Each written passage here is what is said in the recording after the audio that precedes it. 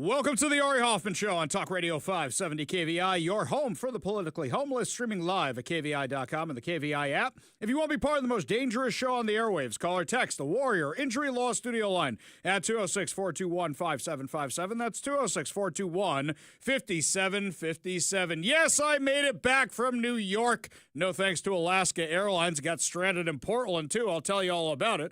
But before we get to any of that, time for your daily dose of adrenaline. You want me to stick this into my heart? Are you f***ing nuts? I am not afraid to admit that I am Islamophobic because the word phobic means has a fear of. Does that mean I fear everybody who's Muslim? Of course not. But I fear radical Muslim. Why wouldn't I fear radical Islam? Why wouldn't I? Why wouldn't you? They killed 3,000 Americans less than 25 years ago. Radical Islam is responsible for the majority of terrorism around the world. And radical Islam has said very, very clearly that what they want to do is take out America, take out Americans. Forget the Jewish thing for a minute. Yeah, I have fear of radical Islam. This is probably one of the worst terms ever coined. In fact, I went to ChatGPT to ask why it's Islamophobic. And they said, well, it really means the hatred of. No, it doesn't mean that anywhere in the word. And if you say something about Hamas, or you say something about Palestinian Islamic Jihad, or you say something about the jihadis like Zoran Mamdani, you're Islamophobic, you're Islamophobic. Stop it. No, nobody's talking about that. What do we mean? We mean when somebody refuses to condemn Hamas, when somebody refuses to condemn the terminology, globalize the intifada, which means an armed uprising, I fear that person. I am worried about that person. And something I saw in New York last night scared the you-know-what out of me. Now, some people said it was off color, off taste to make these comparisons because we don't normally make the Nazi comparisons on this show. It's okay to note when you see similarities in history to the rise of the Nazis and something else in history that I saw last night. Last night, tens of thousands of people were at a socialist rally in New York City. I'd say it was 50,000 people. Anybody who tries to diminish that crowd size isn't being smart and isn't telling you the truth. Tens of thousands of people in New York City at a rally for Zoran Mamdani with AOC and Bernie Sanders. And what scares me is there's that many people saying they want to elect a jihadi communist in our country to run our largest city, which is the symbol of capitalism in the U.S. Zoran Mamdani is a threat to America, and he has said so himself. This is a guy who wants to get rid of capitalism and have socialism instead.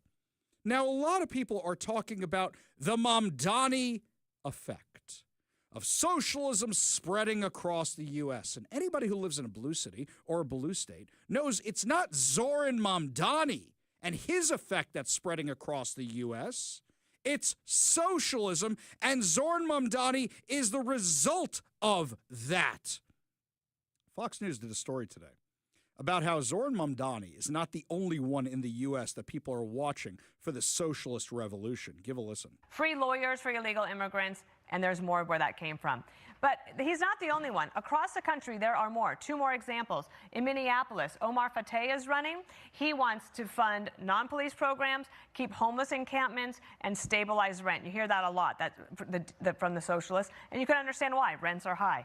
This one's interesting. In Seattle, Katie Wilson is running for Seattle mayor. She wants a bond for affordable housing. She wants to install city-owned solar panels and fund alternative crisis responses. She lives in a 600-square-foot apartment that she rents with her husband, and they have a small child there. She's running against another Democrat who is like, wait, I'm diverse. I've made incredible gains through my own hard work.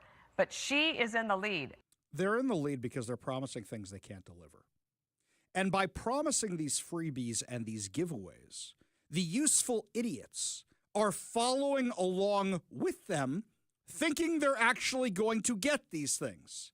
And in doing so, they are bringing in socialism. They are bringing in radical Islam. They are bringing in tons of isms into the country that have been proven to be dangerous or failures time and time and time again. Would you like to hear what this crowd was chanting last night? Do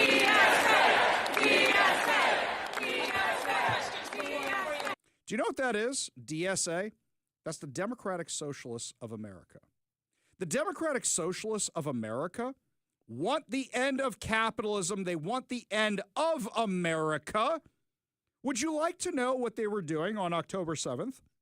They were rallying in Times Square for Hamas. They signed on to a statement most recently calling to release Elias Rodriguez, the terrorist who executed 2 Jews on the street in Washington, D.C. last spring just because they were attending a pro-Israel event. They signed on to get a terrorist released. They rallied for a terrorist organization that was in the middle of massacring 1,200 people, raping others, kidnapping 250, and injuring thousands more. And this is being backdoored under the guise of socialism. Here's what Zoran Mamdani said at this big rally yesterday that he wanted to promise everybody. Here is what we stand for, my friends. We are going to freeze the rent for more than 2 million rent-stabilized tenants and use every resource at our disposal to build housing for everyone who needs it. Okay, can we stop right there? Number one, you don't get to do that. Number one, that's the state legislature that gets to do that. It's the city council, that city assembly that gets to do that kind of stuff. You don't get to. Number two, if you freeze the rents, developers will stop developing. And as a result, you won't be able to get all those units you claim you're going to get. Now, let's see what else he's going to promise. We are going to eliminate the fare on every single bus line. Just like the cities that did that and their transit systems almost completely collapsed. What's happening right now with Sound Transit? The majority of people do not pay for Sound Transit. So now they are jacking up our property taxes to cover it, and they're still $30 billion in the hole. How do you think that's going to work out? And make what are currently the slowest buses in the nation move around this city with ease. And we are going to create universal childcare at no cost to parents. So who is going to pay for that? Who is actually going to pay for this? He is literally the kid who is running for 8th grade president going, every class is going to be a free period and every lunch is going to be pizza and hot dogs. That is literally who this kid is. So New Yorkers can raise their family in the city they love. Together, New York, we're going to freeze the... Together, New York, we're going to make buses fast and... Together, New York, we're going to deliver universal... You know what's amazing to me, watching all those people chant? I saw that somewhere before. It was in 1939 in Madison Square Garden cheering for this kind of insanity. 1939 in New York. That's right. There was a rally in Madison Square Garden for the Nazi Party. I can recognize the similarities in history. Something crazy about this, too. If you look behind them in the speeches, it looks like they have a very diverse audience. It looks like they have a lot of diversity behind them. It looks like they took every person of color and put them directly behind them, because when the camera pans across the audience, all I see is white people. A whole bunch of white savior guilt going on here. Zoran Mamdani is completely full of it. He cannot deliver on anything he promised, not a single bit of it. None of it. Over the weekend, he said this and went viral for this little story he told. I want to use this moment to speak to the Muslims of New York City.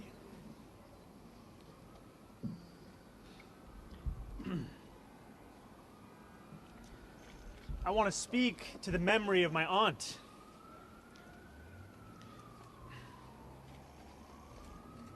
Who stopped taking the subway after September 11th because she did not feel safe in her hijab. Yeah, because the problem with September 11th was your aunt didn't feel safe taking the subway. That's who the real victim of September 11th was, right? Not the 3,000 people who are victims of Islamic terror, which you defend, which you support. In fact, his aunt lived in Tanzania and didn't even wear a hijab, it has been revealed. He is a liar. He is a faker. I don't believe your crocodile tears.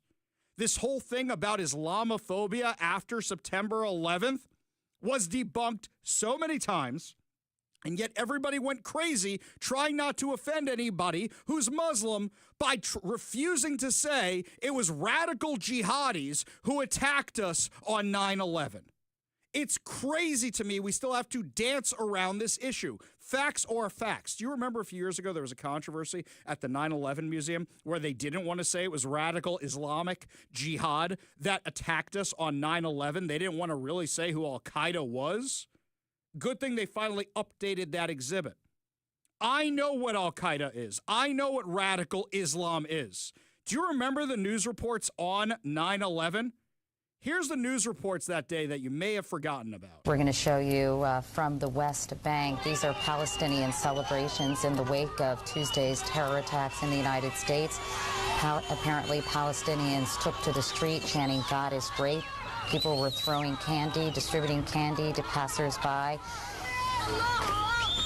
The U.S. government obviously has become increasingly unpopular, particularly in the West Bank and Gaza Strip, because Palestinians feel that the U.S. government has sided with Israel. Okay, this is nothing new. This is nothing new. As they say, there is nothing new under the sun. This is what I am seeing on display in New York. And the crazy thing to me is that CARE, the Council for American Islamic Relations, which has been linked to Hamas and linked to the Holy Land Foundation as an unindicted co-conspirator in the largest terror financing trial in U.S. history, is endorsing not just Zoran Mamdani, not just the guy running for mayor in Minneapolis, but also Katie Wilson, who's running for mayor right here in Seattle. They are backdooring their way through socialism, through all these free giveaways, to put this kind of ideology here in the U.S. That is what they are trying to do. Do you know each 9/11 anniversary since 2020, Mamdani posted on X the same thing? Nearly 3,000 New Yorkers died on 9/11.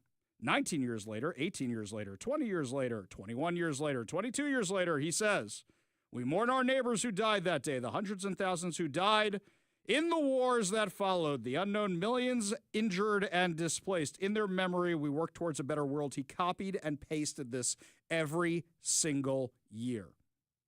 Every single year, that's what he copied and pasted. Because, yes, that's what we should be remembering on 9/11. The wars we had to fight against the terrorist groups who were trying to kill us afterwards, not the people who died on 9/11.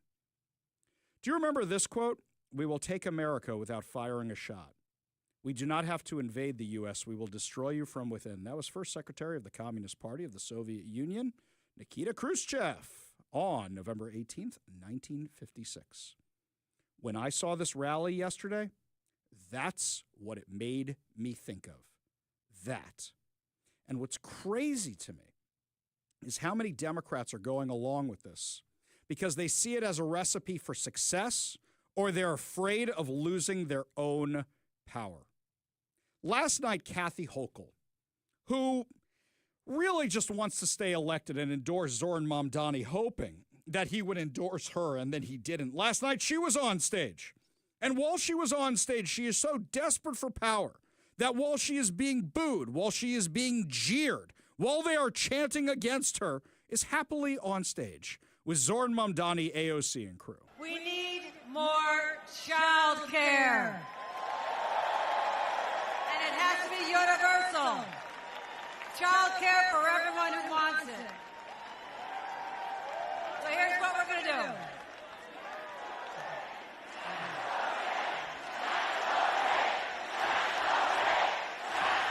This crowd is fired up.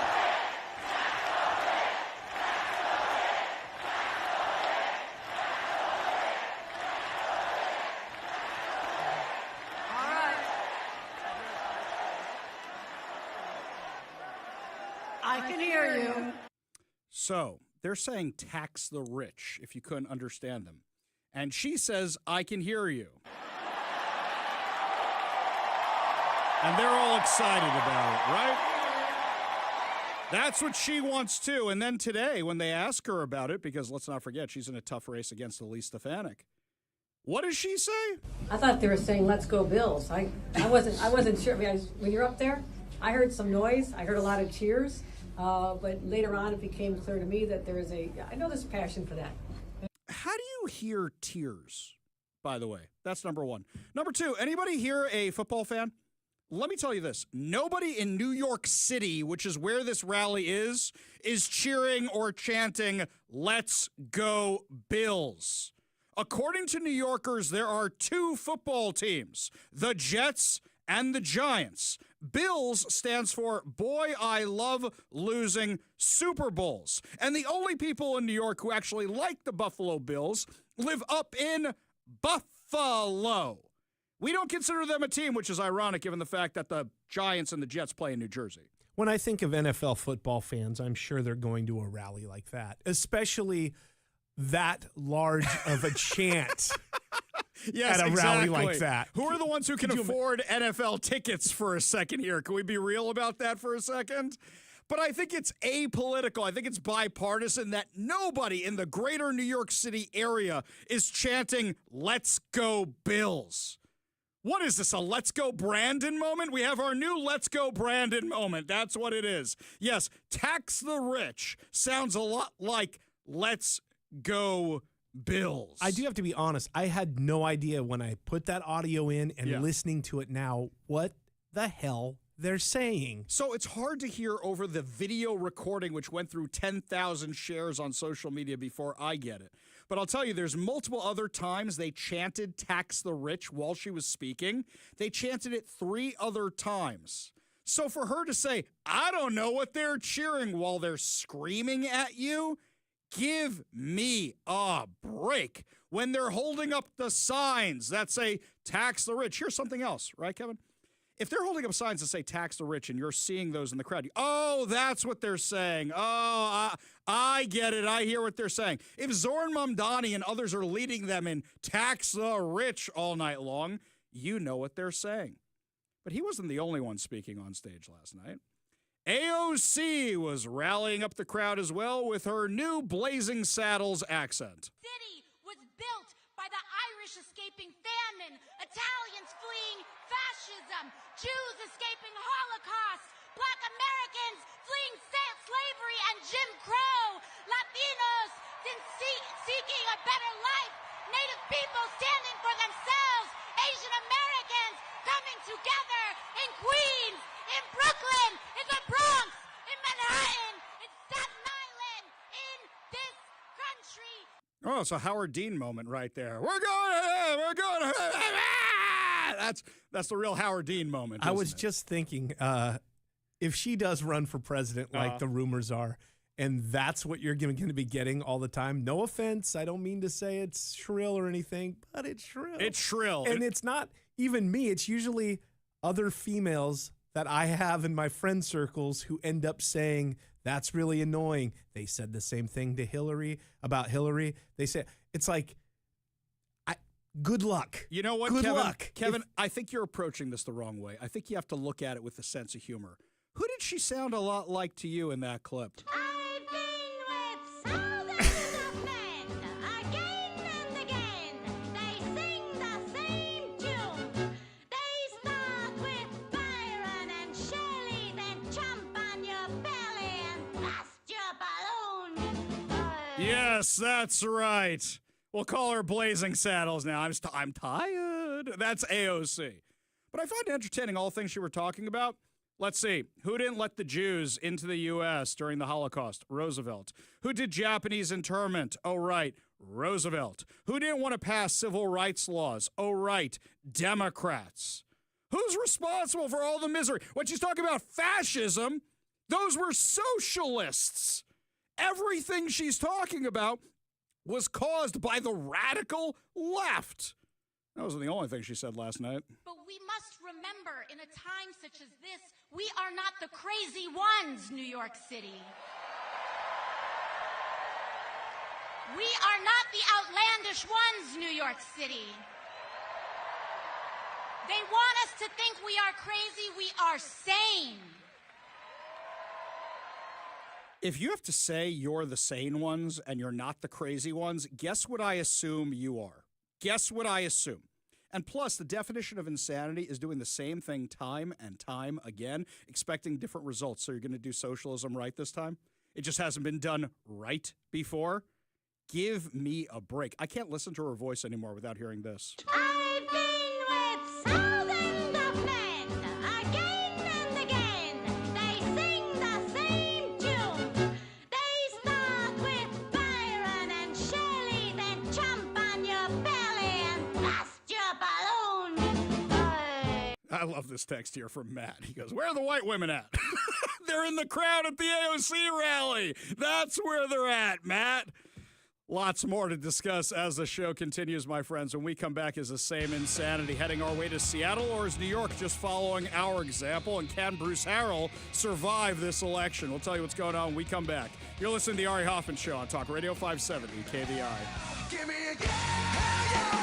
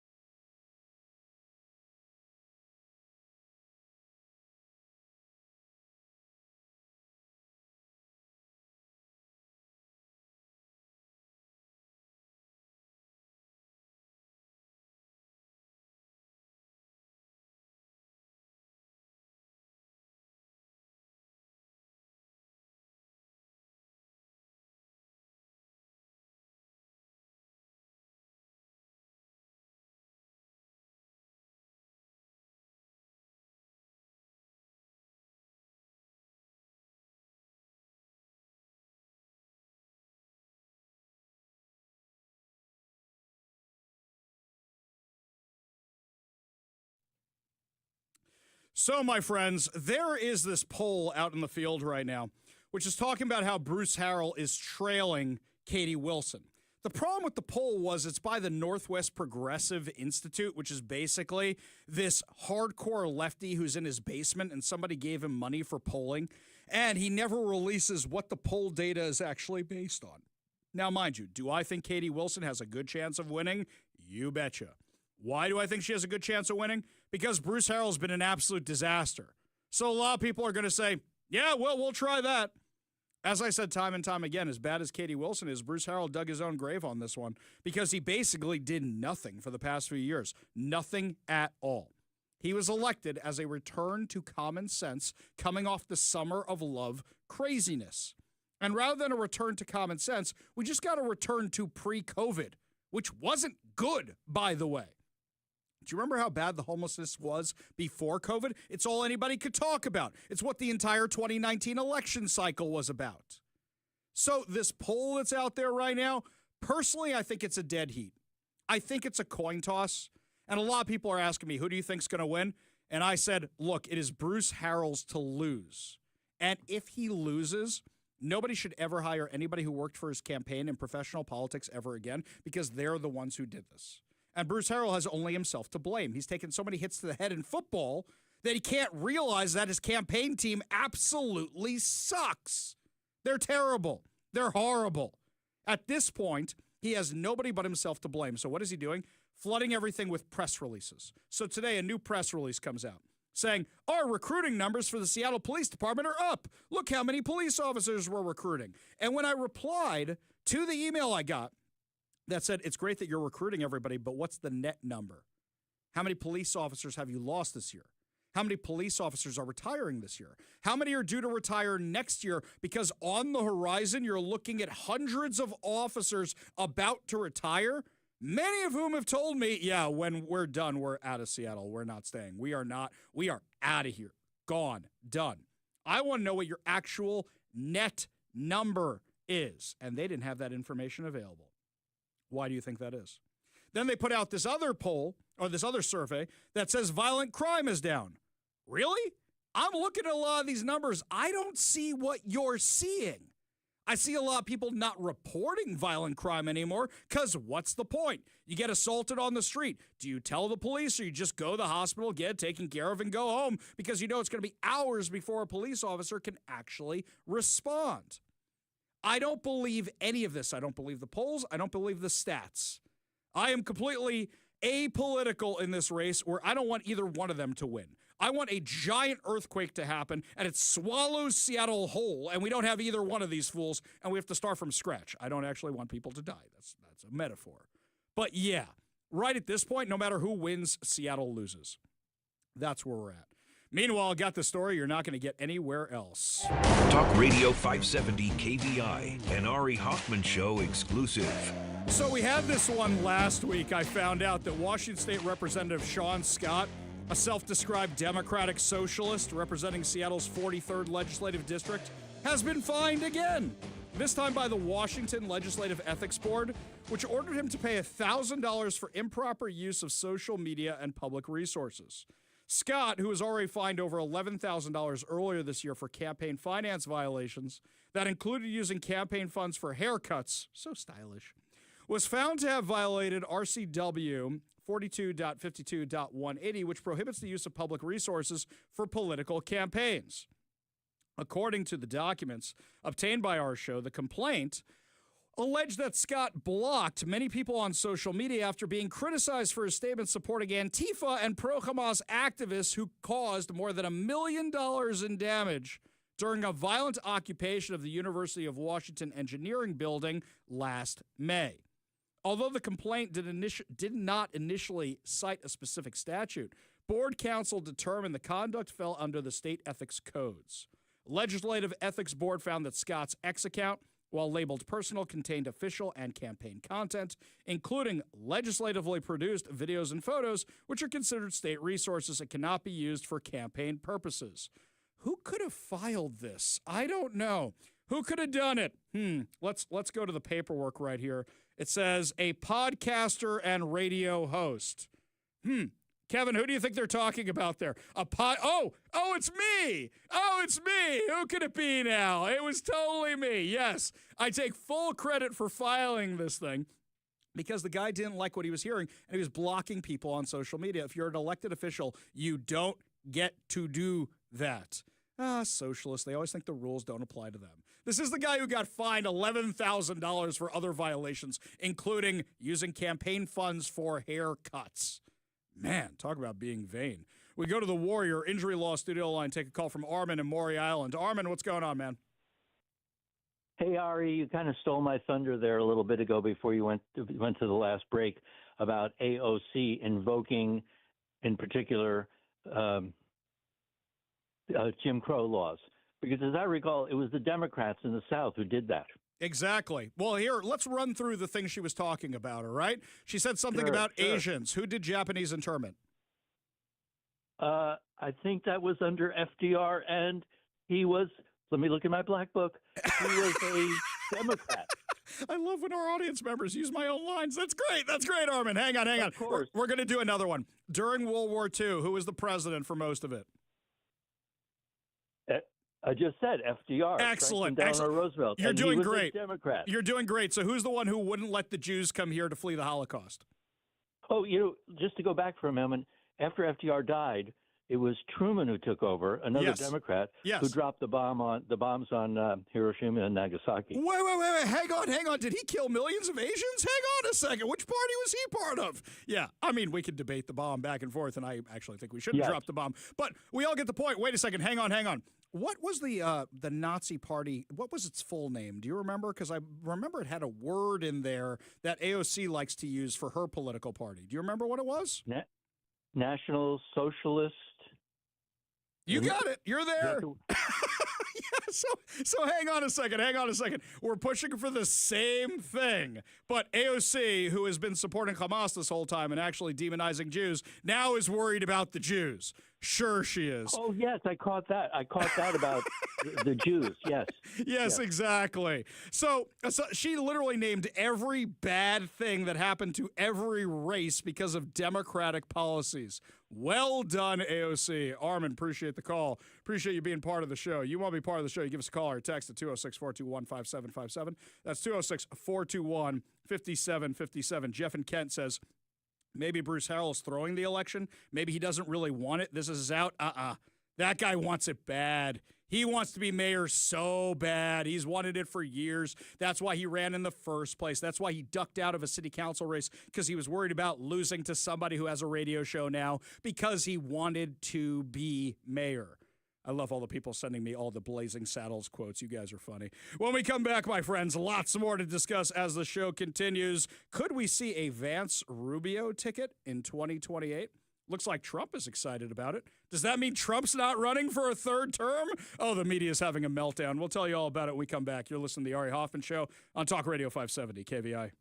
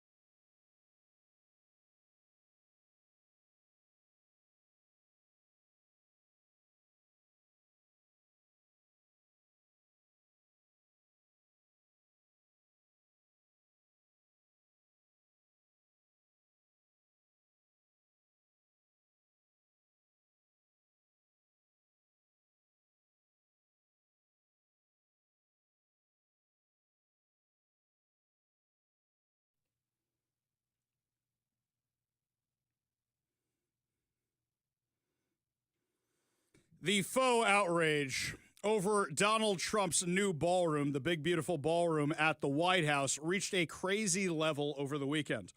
What happened was some lefties decided, hey, we're going to post a picture of us in the East Room and talk about how sad it is that the East Wing of the White House has been torn down, except it wasn't the East Room. It wasn't the East Wing. It had nothing to do with the White House whatsoever. They got the location entirely wrong.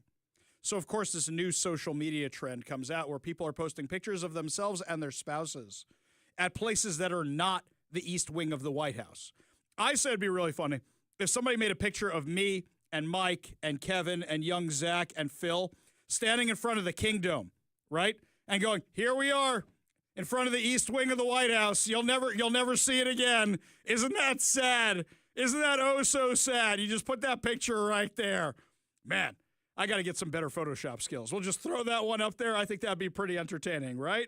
Yeah, Kingdom was demolished in March 26, 2000. For those of you who don't know, it's where the football team and the baseball team here in Seattle used to play. Yeah, exactly.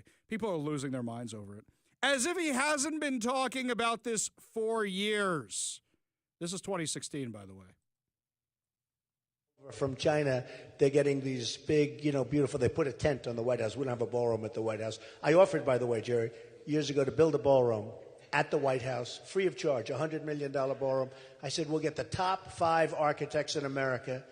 We'll get the top people, top everything. We'll have the best ballroom, because I noticed they always put tents up on the lawn. Number one, it's not a good security thing. Number two, the guy that owns the tents is making a fortune, okay? This poor guy, he's making so much money. All he needs is one tent, and he charges them so much, he's making a fortune. All right. But I said, I will build a ballroom. I gave it to the Obama. I actually told David Axelrod, a good guy, very capable guy. I told David Axelrod, David, I will build a ballroom free of charge, at least $100 million. We'll make it the finest ballroom in the world. We'll put it someplace so it works contextually, magnificently. It'll be done. We'll have committees set up. I never heard back. It's, it's just one of just thousands of things. If someone's going to give me a free ballroom, I'm going to take it. We'll put it in an area that'll look great.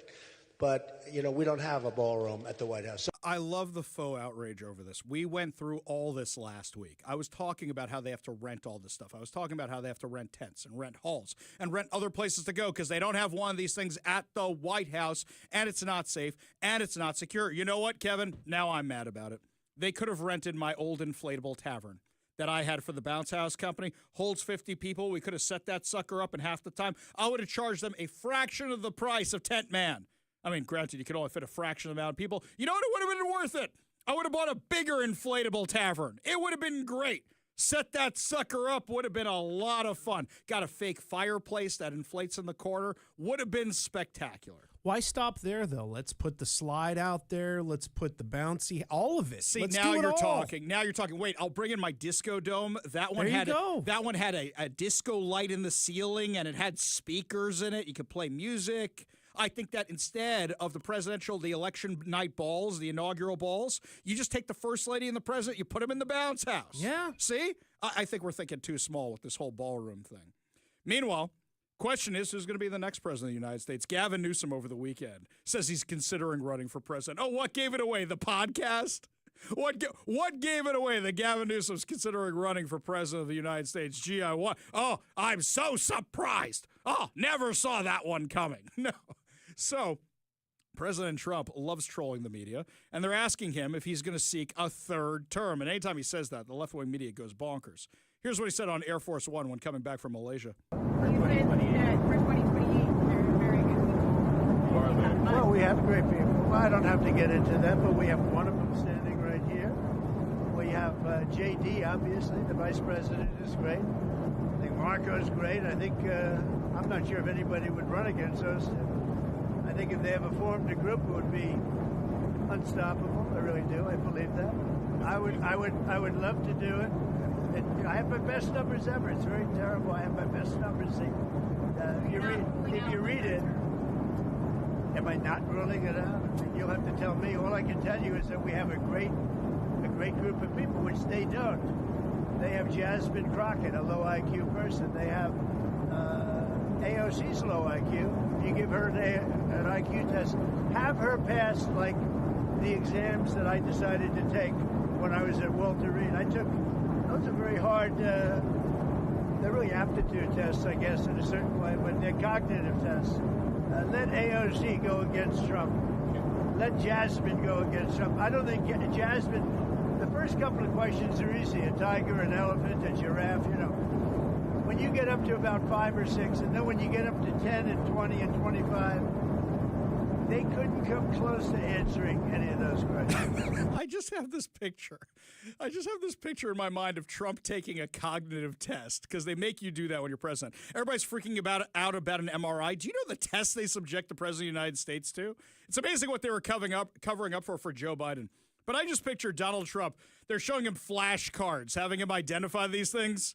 You're stupid. That's a cow. Of course it's a cow. Everybody knows it's a cow. It's the greatest cow you've ever seen. I own 500,000 cows. I have a lot of beef. I eat a lot of beef. I eat a lot of hamburgers. I like McDonald's. I can just imagine this. I can imagine AOC doing it too. AOC would have that circle toy from when we were kids with the arrow on it, where you pull the string and it spins around and it goes, the cow goes moo. That would be the AOC version of this test. I know it would be. Oh, that would be really, really funny. But what do you think of J.D. Vance and Marco Rubio? I actually love that idea. I think it's a great, great idea. And some of the things I have a little bit of concern with J.D. Vance about, they are balanced out by Marco Rubio. I think that's a dream ticket right there. I really do. And I don't think there's anybody on the Democratic side of the aisle who could stand against it. If you got another idea for a dream ticket, you got another idea of who you want to see, or you think you could name somebody who could beat those two, give us a call or a text at 206-421-5757. That's 206-421-5757. We go to the Warrior Injury Law studio line. Take a call from my good friend, Alma. Alma, how you doing? I'm fine, my friend. Just fine. It's a beautiful day. But you know what? I'm listening to you, and I'm kind of a little disappointed.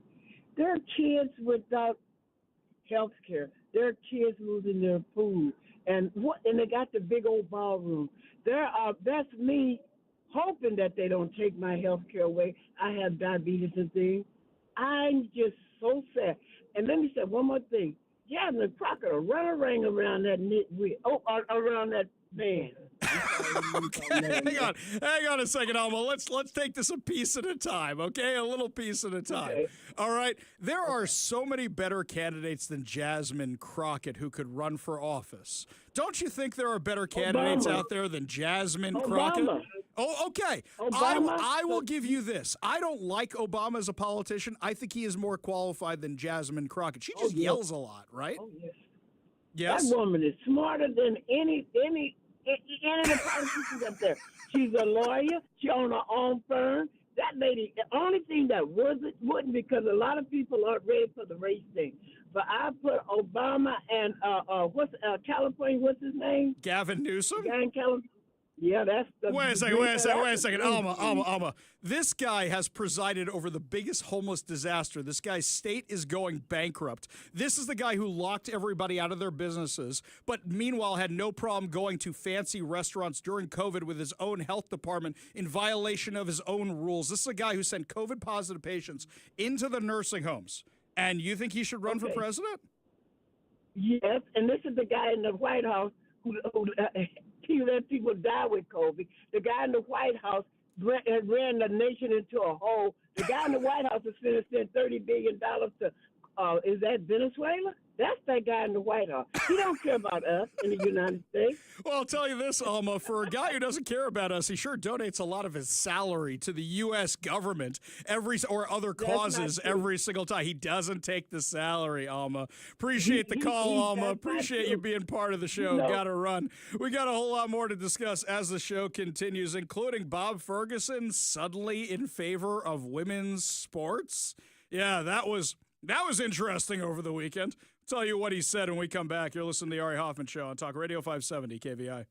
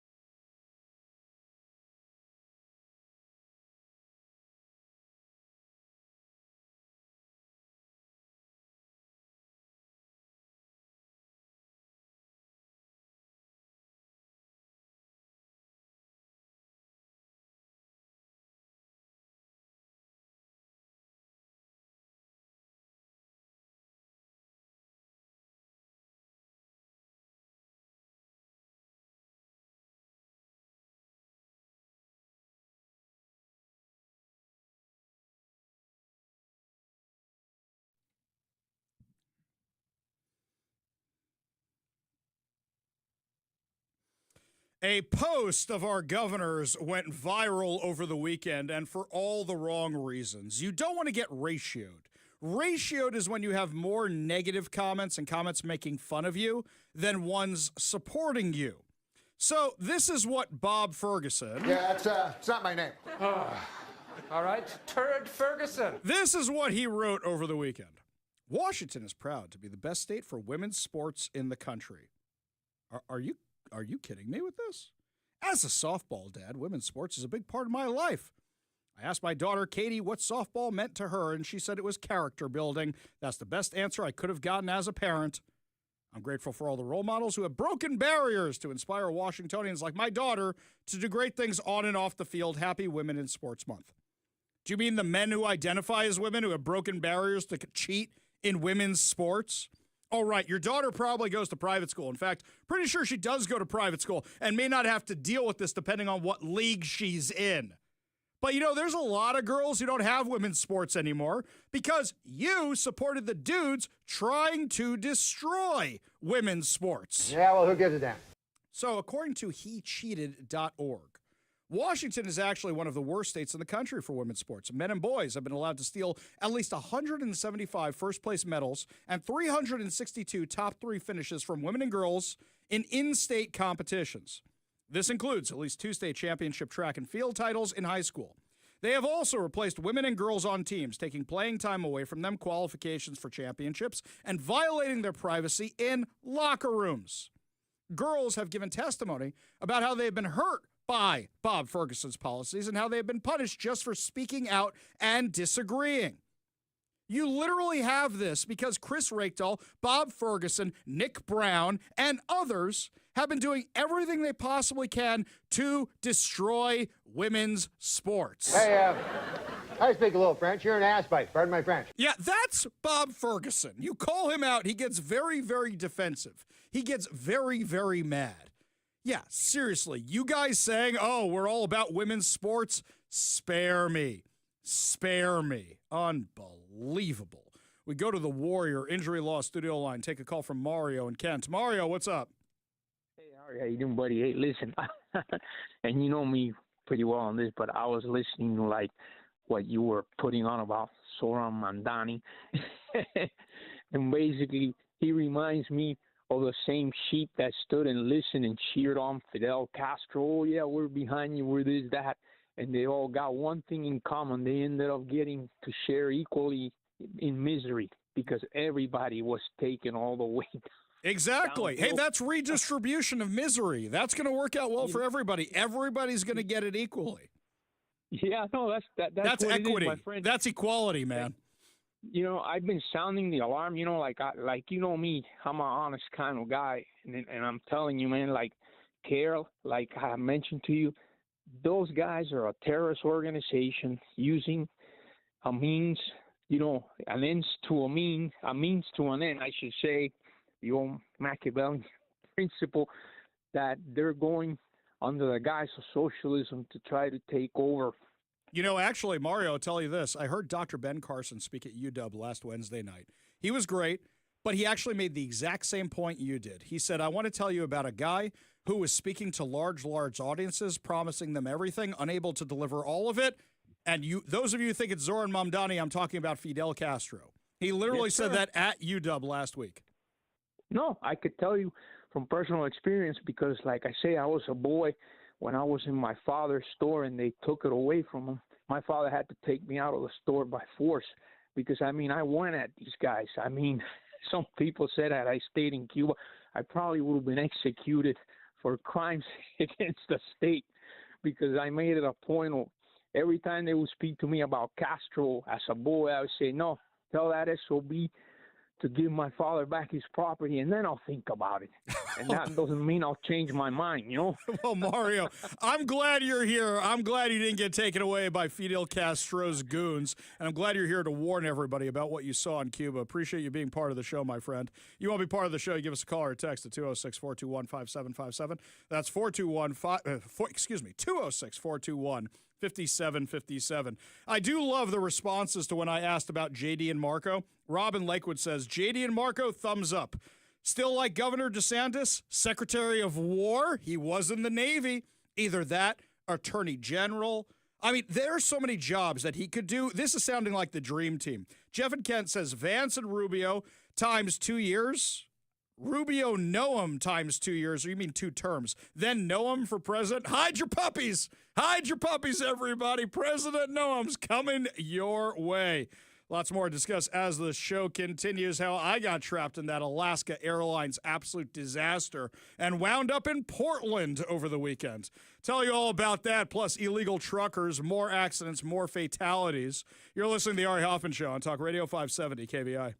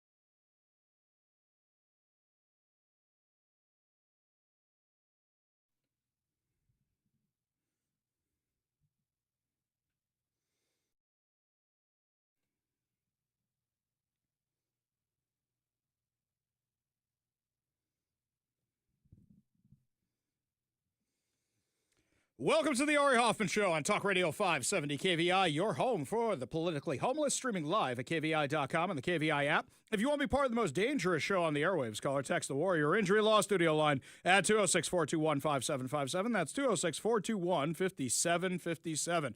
Coming up this hour, Congressman Dan Newhouse joins us to discuss the shutdown from D.C. and also why everybody's saying we have an energy shortage coming. Is there any truth to that? But before we get to any of that, I had a crazy weekend, my friends.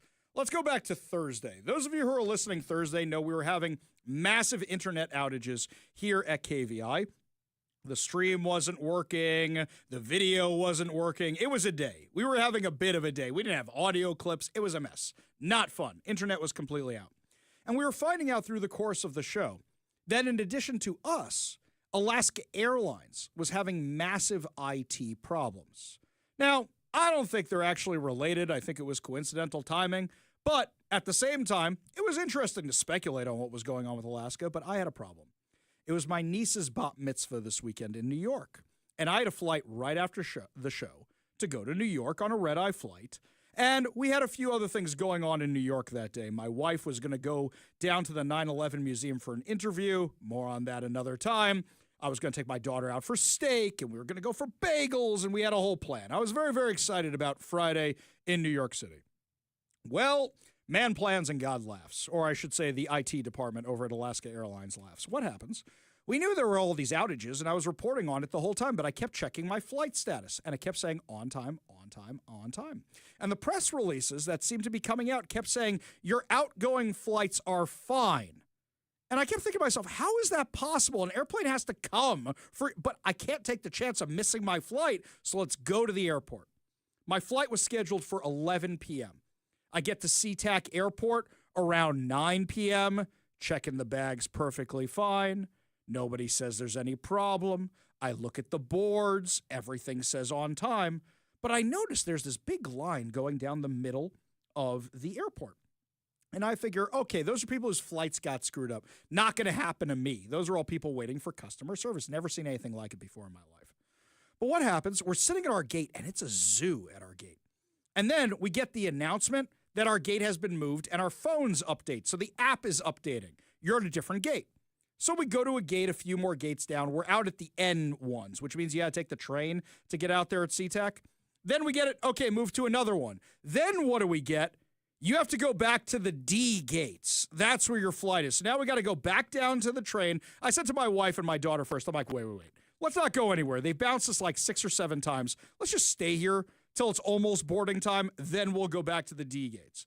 That's what we do. We get to the D gates, no airplane at the gate. There's a very nice flight attendant from Alaska Airlines who's sitting in the lounge with us. I think she was deadheading, waiting for her flight. And I'm just chatting her up a little bit while we're waiting there. And a plane shows up. And we're like, yes, a plane, D-plane, boss, D-plane. It's right there. Get all excited. And then we hear an announcement from Alaska. Well, the plane's here, but we don't have 4 flight attendants, so we need 4 flight attendants. And if we don't get one in the next 10 minutes, then our co-pilot is over on his hours, and we're not flying. So my flight was supposed to take off at 11. They kept us there till 1 a.m., before announcing the flight isn't going anywhere. Now, I'm exhausted because I don't sleep well on airplanes. I sleep well anywhere else, but not on airplanes. So I've been trying to exhaust myself so I could sleep on the plane. But now I'm trying to figure out how I'm going to get to New York because the wait time on the phone or the text for Alaska Airlines, 5.5 hours. So we run to that massive line I told you about. That line, if you want to see a video of what it looked like, I think my footage went viral. Not everybody knew it came from me because a bunch of media outlets asked to license my footage. That line was for one person at one counter at SeaTac. That line went through the entire terminal, snaked its way through. My wife and I are standing there. And then my daughter's a teenager, but she was really looking forward to seeing her cousins who she doesn't see so often anymore, and she starts to cry. And it's really, really sad. Nobody makes my daughter cry. So my wife, being very resourceful as she is, she says, let me check Vancouver. Nothing out of Vancouver. I said, how about we check Portland? So she checks Portland. She finds a Delta flight out of Portland that we could make if we hustle. All right? So great. Portland it is. Dropped a lot of money on those one-way tickets last minute. It was insane. And Alaska Airlines, if anybody's listening from Alaska Airlines, I will be calling you when I get home tonight. That is on my mission for tonight. I will get miles one way or another. So what happens? We have to go now because somebody dropped us off at the airport. Now the light rail isn't running. And there's no cabs because everybody in the airport is making a mad dash for the cabs. Uber is a zoo down there, but we take an Uber. The guy says 5 minutes. He was actually there in 5 minutes. $110 for an Uber back to my house. I live 20 minutes from the airport. Why? Because the peak pricing is in effect on top of all the taxes because you're going to Seattle. So now I'm getting ripped off by Uber at the same time. Yeah, you heard me, Uber. Or I should say the Seattle City Council that put all those taxes on the Uber drivers. $110 to get home. So what happens? We get in my wife's car, throw everything in there. I said, okay, everybody pee, everybody get a drink, and we're going. And that's what we did. And we hopped in the car. Now, mind you, I'm wearing my glasses, not my contacts, so now I'm seeing halos around everything. I do not drive with my glasses normally, and I'm booking it at speeds that are definitely unsafe on I-5 as I'm rocketing down, and I'm really, really tired. My wife says she usually thinks of me as a very good driver because, you know, my last name's Hoffman, and Hoffmans were excellent drivers. Excellent, excellent, excellent drivers. So she says she has never felt more unsafe with me in a car before as I'm falling asleep, driving down the highway at a gajillion miles an hour and can't even see the right way. Yes, I'm admitting to all of this. What happens? We make it to Portland. As I get to Portland, I get a phone call scam. Somebody saw my social media post and scammed me pretending to be Alaska Airlines, trying to offer me credit and refund. It was a whole thing just trying to get my bank account on top of everything else. We get the flight. Now I got another problem. This flight is supposed to land takes off at like 7:30, 8 o'clock, but with the time difference, you're getting to New York at 3:30. Sabbath is around 5-something. So for me, I got to be at the house I'm going to in time to go to synagogue because I can't do any of the stuff on the Sabbath. So now I got to hope I can get out of JFK with no traffic and get where I'm going. And I don't have time to rent a rental car anymore, so somebody's got to come pick us up. Luckily enough, my sister-in-law was nice enough to come get me, but JFK's a disaster because the whole place is under construction. I think I made it with 40 minutes to spare in New York. 40 minutes to spare. Missed the whole Friday in New York, missed all my steak and my bagels and all the takeout I wanted. Thank you, Alaska Airlines, for your IT disaster. Because you know what you could have done? You could have done this. 1, you could have said, we're experiencing massive delays. Don't go to the airport till we tell you to. 2, you sent everybody to one customer service desk in that airport. Are you insane? And yes, they did that because that's what they told us at the gate and told everybody else at the gate too. Then coming back, by the way, now I had to switch my flight to go back to Portland so I could go pick up my car, which is at the Portland airport, and then drive 2.5 hours back to Seattle afterwards. That was my odyssey. Kevin looks like he wants to weigh in. I'm sorry about the bagels, but I'm just glad you're going to make it into your version of heaven. So, that's Thank you. My version of heaven was bagels and a steak, my friend. Okay, that's what I was going for. That was my particular version of heaven that day. But I'll tell you this. While I was driving back last night, and I was actually awake, and I'm actually conscious, and I have my contact lenses in, and I can drive safely. I'm not saying I wasn't speeding, but driving back, the amount of trucks that were swerving all over the freeway was scary. And I couldn't help but thinking, with all the insanity that we've been discussing with the truck drivers and all the problems we've been discussing with the truck drivers, how many of them shouldn't be licensed? How many of them shouldn't be licensed? ABC 7 in California got video, the dash cam video of the most recent illegal alien who was driving a truck who killed 3 people in a fiery explosion because he was high while driving a truck that he never should have been licensed to drive, and he didn't even apply the brakes as he's going into traffic in Los Angeles.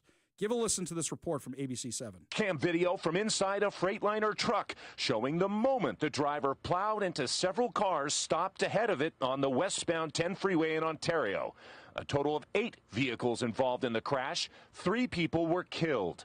The truck driver arrested on suspicion of driving under the influence of drugs. For us officers, it's really horrific to see not just a deceased person, but knowing that that person's family is going to receive the worst possible news of their life. all because someone was allegedly under the influence. This is one of those incidents that it could have definitely been preventable. It happened just after 1 o'clock Tuesday afternoon. One of the victims identified as a 54-year-old man from Upland. Two of the other people who died were burned so badly in the fire, they haven't been identified. So that's what happens when you have an illegal alien trucker. And then the question is, what do you do about it? So California says, oh, no, we're not going to do anything about this whatsoever. Here comes the Trump administration. It's being reported that the semi-truck driver suspected of killing 3 people in a DUI crash is an illegal immigrant who came in under the Biden administration. Do you know if California gave him a commercial driver's license? And then it also appears that California largely has not been cooperating with English proficiency standards. I'm wondering if the administration has any further plans to punish the state. Yes, I can confirm that California gave this individual a license, and it is something that the Department of Transportation has already looked into. I know Secretary Duffy, who's doing a phenomenal job, has spoken on this many times in the crackdown that the Department of Transportation is taking on these licenses that are wrongfully being issued to people who clearly do not deserve to uphold these positions. As for this case in California, on October 22nd, ICE lodged an immigration detainer for this individual following his arrest by local authorities in California on charges, as you know, of manslaughter while intoxicated and driving under the influence. He killed 3 people, and he first entered the United States in 2022 through the southern border, and he was released into our country by the previous administration. So now ICE has lodged a separate detainer for this individual, and these tragedies are following a disturbing pattern of these criminal illegal aliens being issued commercial vehicle licenses. And so, yes, the Department of Transportation is absolutely cracking down on that. I defer you to them for any specifics. Now, what's interesting about this is California, because Gavin Newsom wants to run for president. California is saying, oh, no, we had nothing to do with this whatsoever. Nothing at all. We don't even issue California CDLs here. We don't even do it. You know what's funny? They have a DMV website for commercial driver's licenses. And all of a sudden, this little warning goes up on it. Until further notice, the California DMV cannot issue, reissue, or renew limited term legal presence non-domiciled. Non-domiciled! That's the new term for illegal alien. Commercial drivers. Oh, wait, I thought you guys weren't doing it. But there's this screenshot that Sarah Fields got here, which shows you guys were doing it. By the way, they're not the only ones. Here in Washington, they were doing the exact same thing. We remember the story of the guy who allegedly killed 3 people in Florida when he made an illegal U-turn in one of these trucks. Turns out this guy failed his CDL exam 10 times. 10 times. Florida Attorney General James Ultemeyer confirmed that Harjinder Singh, the Indian national charged with killing 3 people in a Florida highway crash, failed his commercial driver's license exam 10 times in just 2 months in the state of Washington. He said, as we continue our investigation into California, Washington, and Harjinder Singh, we learned that Singh failed his written exam 10 times when he took his behind-the-wheel training course at a private CDL school in Washington. Now, they did not name the school, but I wonder if it's the Skyline School, which we have talked about on the show before, which was issuing fraudulent CDLs.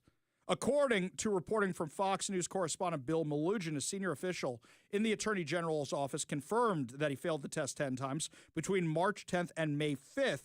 He also failed his air brakes knowledge test twice. Despite that, Washington issued him a CDL. So over the weekend, last week, there was this truck driver who was driving on I-90 westbound and hit an overpass and destroyed the overpass. So bad that they had to dismantle entirely the overpass.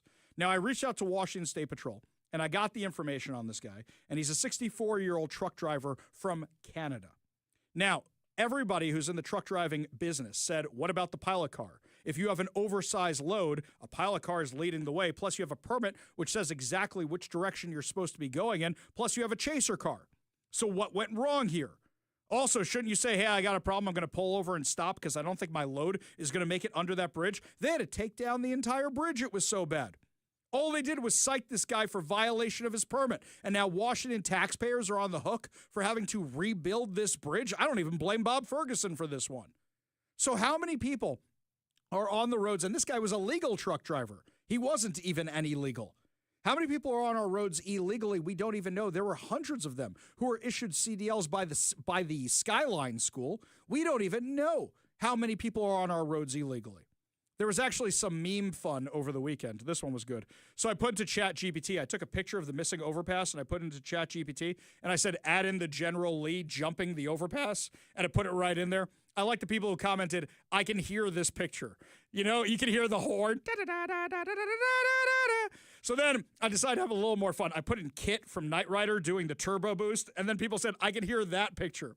Then our friend Matt Gilbert, what does he do? He puts in the bus from Speed. That's the bus from Speed doing the jump. Somebody said I should have put in the Bandit car, Thelma and Louise. No, Thelma and Louise didn't make it over the jump, guys. I'm pretty sure those two died at the end of that movie. You could have thrown in the Fall Guy there as well. Oh, the Fall Guy. That's another one, right. There's so many other ones we could have added into that. Which ones do you think we should have added? Give us a call or a text at 206-421-5757. But you're talking about these chic drivers who come here from other countries. And what does this is crazy to me. This is absolutely crazy.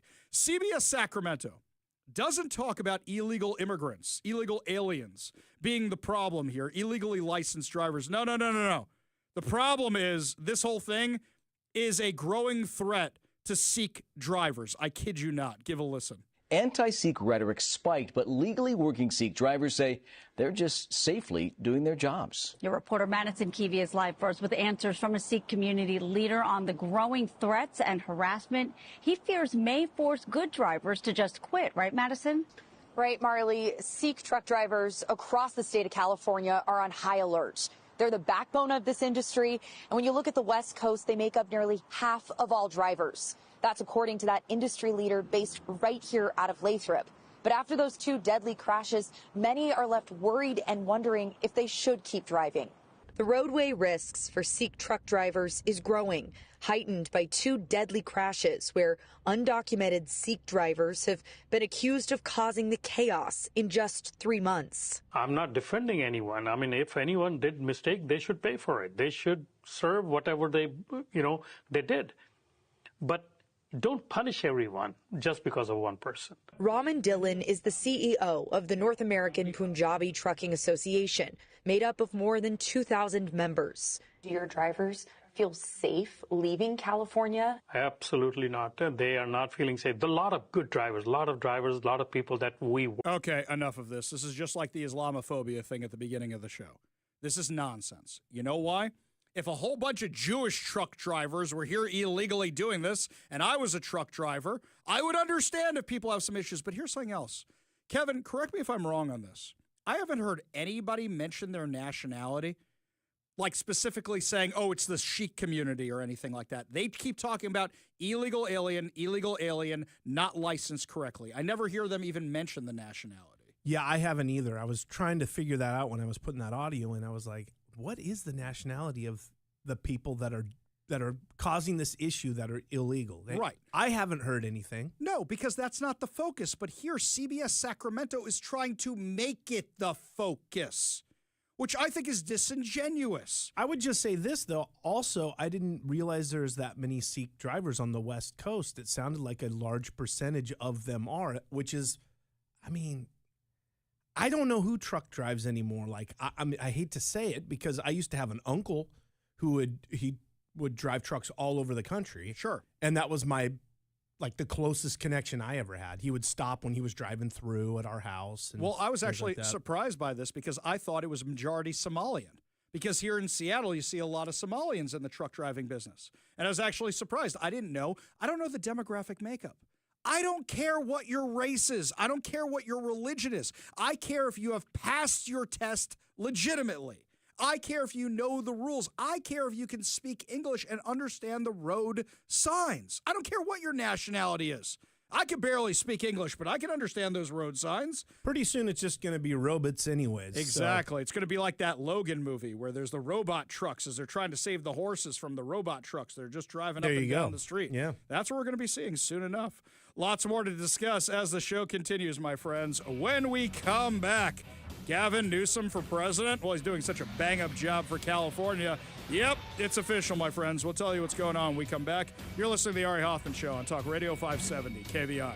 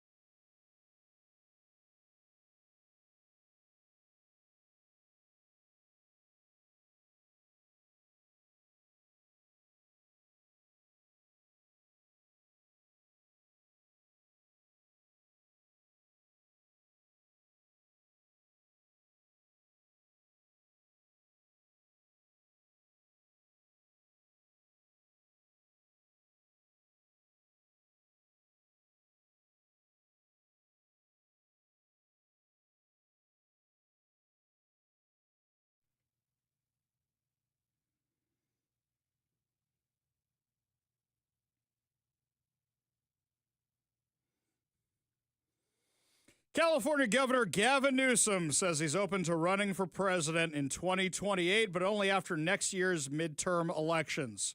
Well, yeah, that's when everybody starts announcing. If you weren't sure if Gavin Newsom was going to be running for president, I give you example A, the fact that all he does is attack Trump all the time, and now he's trying to be Trump on social media. I give you example B, that he started a podcast. I give you example C, that now he's trying to fix California because he knows his disastrous record will be used against him.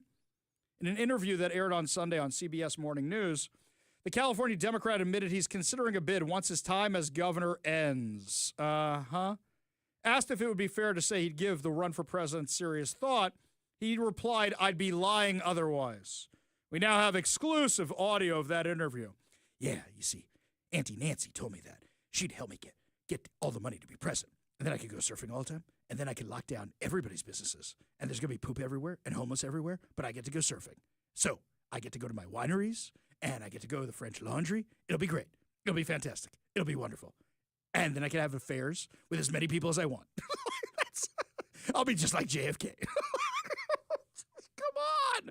Oh, I didn't know Gavin Newsom was considering running for president. What a surprise. Oh, I'm so surprised. Never thought about this before. Polymarket, it's crazy to me that these betting things are now the things that determine polling. Are we now not going to have polls? We're just going to have Polymarket for these races? Polymarket places Newsom's 2028 presidential victory odds at 22%. Okay, here's the funny thing. His actual record is a disaster. And for those of you who go, how could this guy ever win the White House? For those of you who say, how could AOC ever win the White House? Let me explain it to you. Is this going to sound sexist? Is this going to sound like profiling of how somebody looks? Absolutely.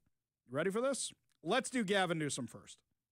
You know how many people have said to me, oh, he's so good looking. Alma just said it earlier in the show. She's literally the typical Democrat voter. And they look at a guy like that and go, oh, he's so good looking. He speaks so well. He's so well put together. Yeah. So you look at somebody like Gavin Newsom. Mike's not here. I don't know if I use that properly. I was going to say, we didn't talk about his affairs yet. That's when you bring in that button. That's when you start doing that. Okay. You save it for that one. So what happens? You've got Gavin Newsom, who comes off as being very eloquent. Can you name anything Barack Obama did while he was senator, serving, what, half a term before he announced he was running for office? No, nothing. He wasn't even there most of the time. And yet people elected Barack Obama. Why? Because he's black. That's why. The first black president, and he's well-spoken and he reads well off a teleprompter. That's why they elected Barack Obama.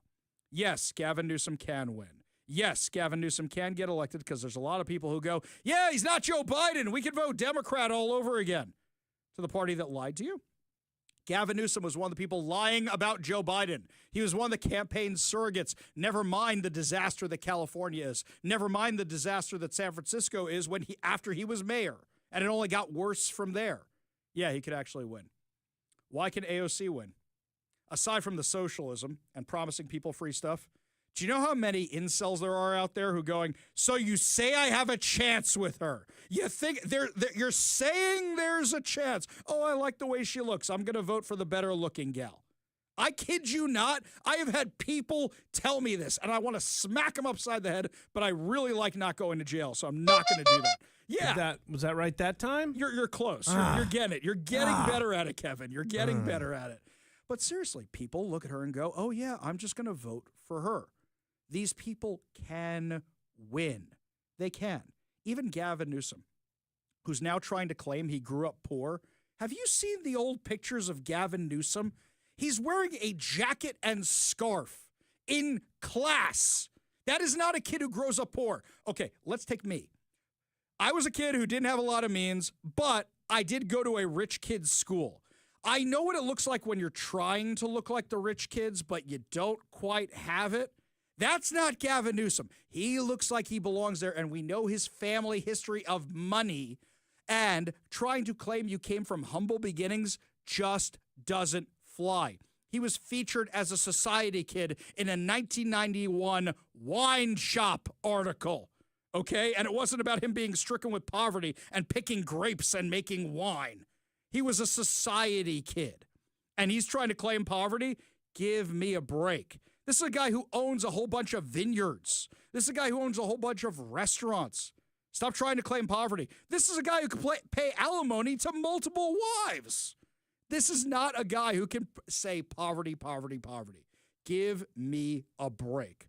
Speaking of property crimes, like in California, by the way, Portland has the second highest property crime rates in the nation after Memphis.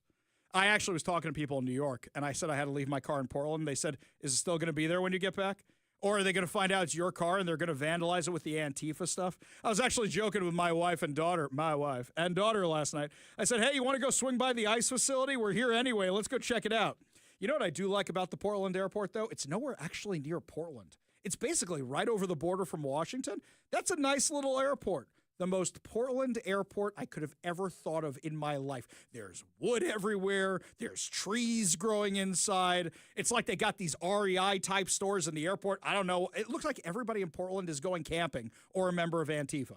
That's what the Portland airport looks like. Anybody who's dressed normally, I'm like, what are you doing here? You must be a tourist. You can spot the Portland people a mile away. The whole thing's carpeted. It is the most Portland place I have ever seen. How was your car? Your car was fine? My car was fine because it was in the garage. Parked at the airport garage? At the airport garage. Okay. So you know Alaska's going to be getting that receipt too, because I hadn't planned on that expense either. I'm going for all the miles I can off this because they better make me whole after this disaster that I had with Alaska Airlines. Oh, Alaska. I used to love you guys, but, now you don't do the good mileage stuff anymore. I know I got status with you just as this is happening. I'm really mad at Alaska Airlines. Lots more to discuss as the show continues. How much longer is the shutdown going to last? Congressman Dan Newhouse from Washington will be joining us when we come back, also to call out the Democrats for creating this problem in the first place. You're listening to the Ari Hoffman Show on Talk Radio 570 KVI.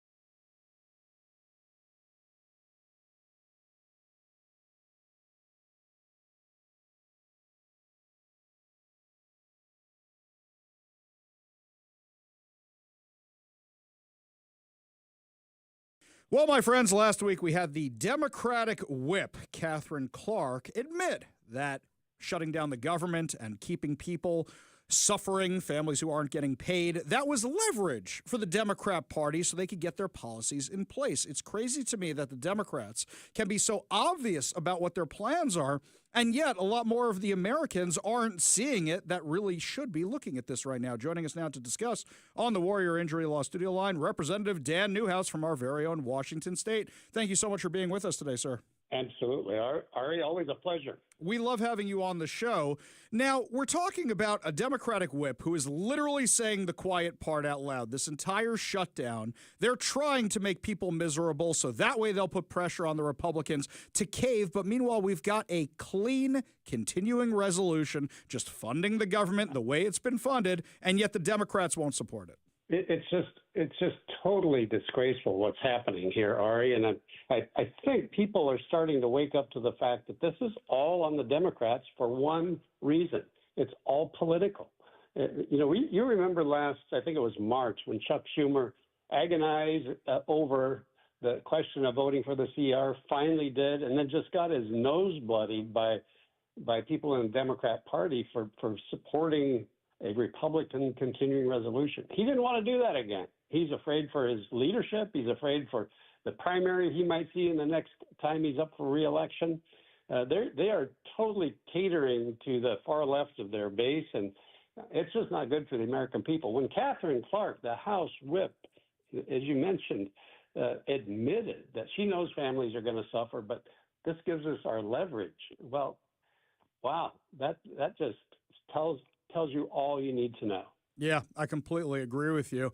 And then you look at somebody like Senator Patty Murray or Senator Maria Cantwell. First of all, it's good to have proof of life on Senator Maria Cantwell, who we don't see often enough ever around here unless she's running for election. But the two of them, do you think they're also concerned about the same thing Chuck Schumer is concerned, that if they give in on this, they're going to get primaried also? Well, that's a tougher question in the state of Washington. They've always been pretty strong in their reelection efforts, as you know. I'm not sure what Senator Murray's plans are at the next time she's up, but they are certainly part of their architects of this plan. Certainly Senator Murray has been. She's been a very strong spokesperson for the Democrats on this issue. It's very frustrating to me. I think they voted 12 times now against the CR, against opening the government. Yeah, they voted against paying the troops, and then what do? Immediately after the vote, they go out and complain about the government being closed and the fact that the troops aren't being paid. So it's just really a frustrating thing. I'm not sure what their goal is here. Senator Thune, a couple of weeks ago, offered them the opportunity to have the vote, have the debate and the vote on those things that they're trying to push forward. And Leader Schumer said, no, that's not enough. We want this outcome to be determined before we give in. It's like, come on, that's not the democratic process. We have a system here that we utilize, and we can't decide these things in smoke-filled rooms that expect 535 people to accept it. Yeah, it's absolutely crazy. We're talking with Representative Dan Newhouse from our very own Washington State about the government shutdown. So what do you think actually has to change or is going to change? Because I think you've got all the moderate support you're going to get from the Democrat side, people like Senator John Fetterman, who little did we know he was actually going to be more in line with us than the Democrats on a lot of issues. So what exactly do they want here? Is it just they're hoping to drag this out through the elections? Are they hoping to drag this to 2026? What do you think their game plan is here? Ari, I wish I knew. It's from the very, very beginning, I've wondered what their exit ramp is. If you're going to go into something like this, you've got to know when you can declare victory. I don't know what it is for that, because it's pretty clear to me that the clean CR that the House passed and has been in front of the Senate is the only option that we can act on. And I just don't see what it is that they're going to be able to grab onto and say, okay, we can stop now because we won something. I don't know what that something is. This could go on for a long time. By next weekend, the November 1st, a week and a half, the SNAP program runs out of money. 42 million people in the United States depend on that. Almost 1 million people in the state of Washington. And without those funds, those folks are going to go without many of the food products that they've been dependent on for a long time. And I can only say that's on the Democrats. They've got to start deciding how much is enough here. But according to Catherine Clark, it gives them more leverage. So it's a question I can't answer. When are we going to stop? Right. It's nuts that we don't even see the plan here, except maybe just to keep dragging this out and make everybody miserable. In the last few minutes we have with Representative Dan Newhouse from our very own Washington State, switching gears a little bit, I see all these panicked articles in the Seattle Times and other outlets talking about an energy shortage. And the thing I keep coming back to is you've been one of the defenders of the Snake River dams. And yet the Democrats are claiming, oh, there's going to be an energy shortage, and they're the ones who want to tear down the Snake River dams. Thankfully, we have President Trump in office who put an end to that, at least temporarily. But the same people who are saying we have an energy shortage want to get rid of our cleanest energy. That's nuts. It truly is nuts. We've been fighting this for years, as you know. The Snake River dams have been in their sights. They want them gone. They want to breach them. They want to remove the reliable source of power that we have that other parts of the country are envious of, that gives us low electricity rates, and it's abundant. It keeps us going through the hot parts of the summer and the cold parts of the winter. To get rid of it would be so foolish. But we now have people on that side that are starting to agree with us. I think it was the executive director of Renewable Northwest spoke recently about the need to have an all-of-the-above approach, speaking out for natural gas.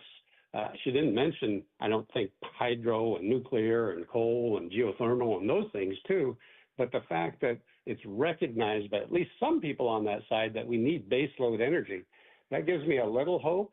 I'm sure, though, that their long-term plan is still to get rid of many of these sources of power that they see as wind and solar being the substitute for, which I just don't get that either. But to tear down dams, to reduce our supply of electricity production is so backwards.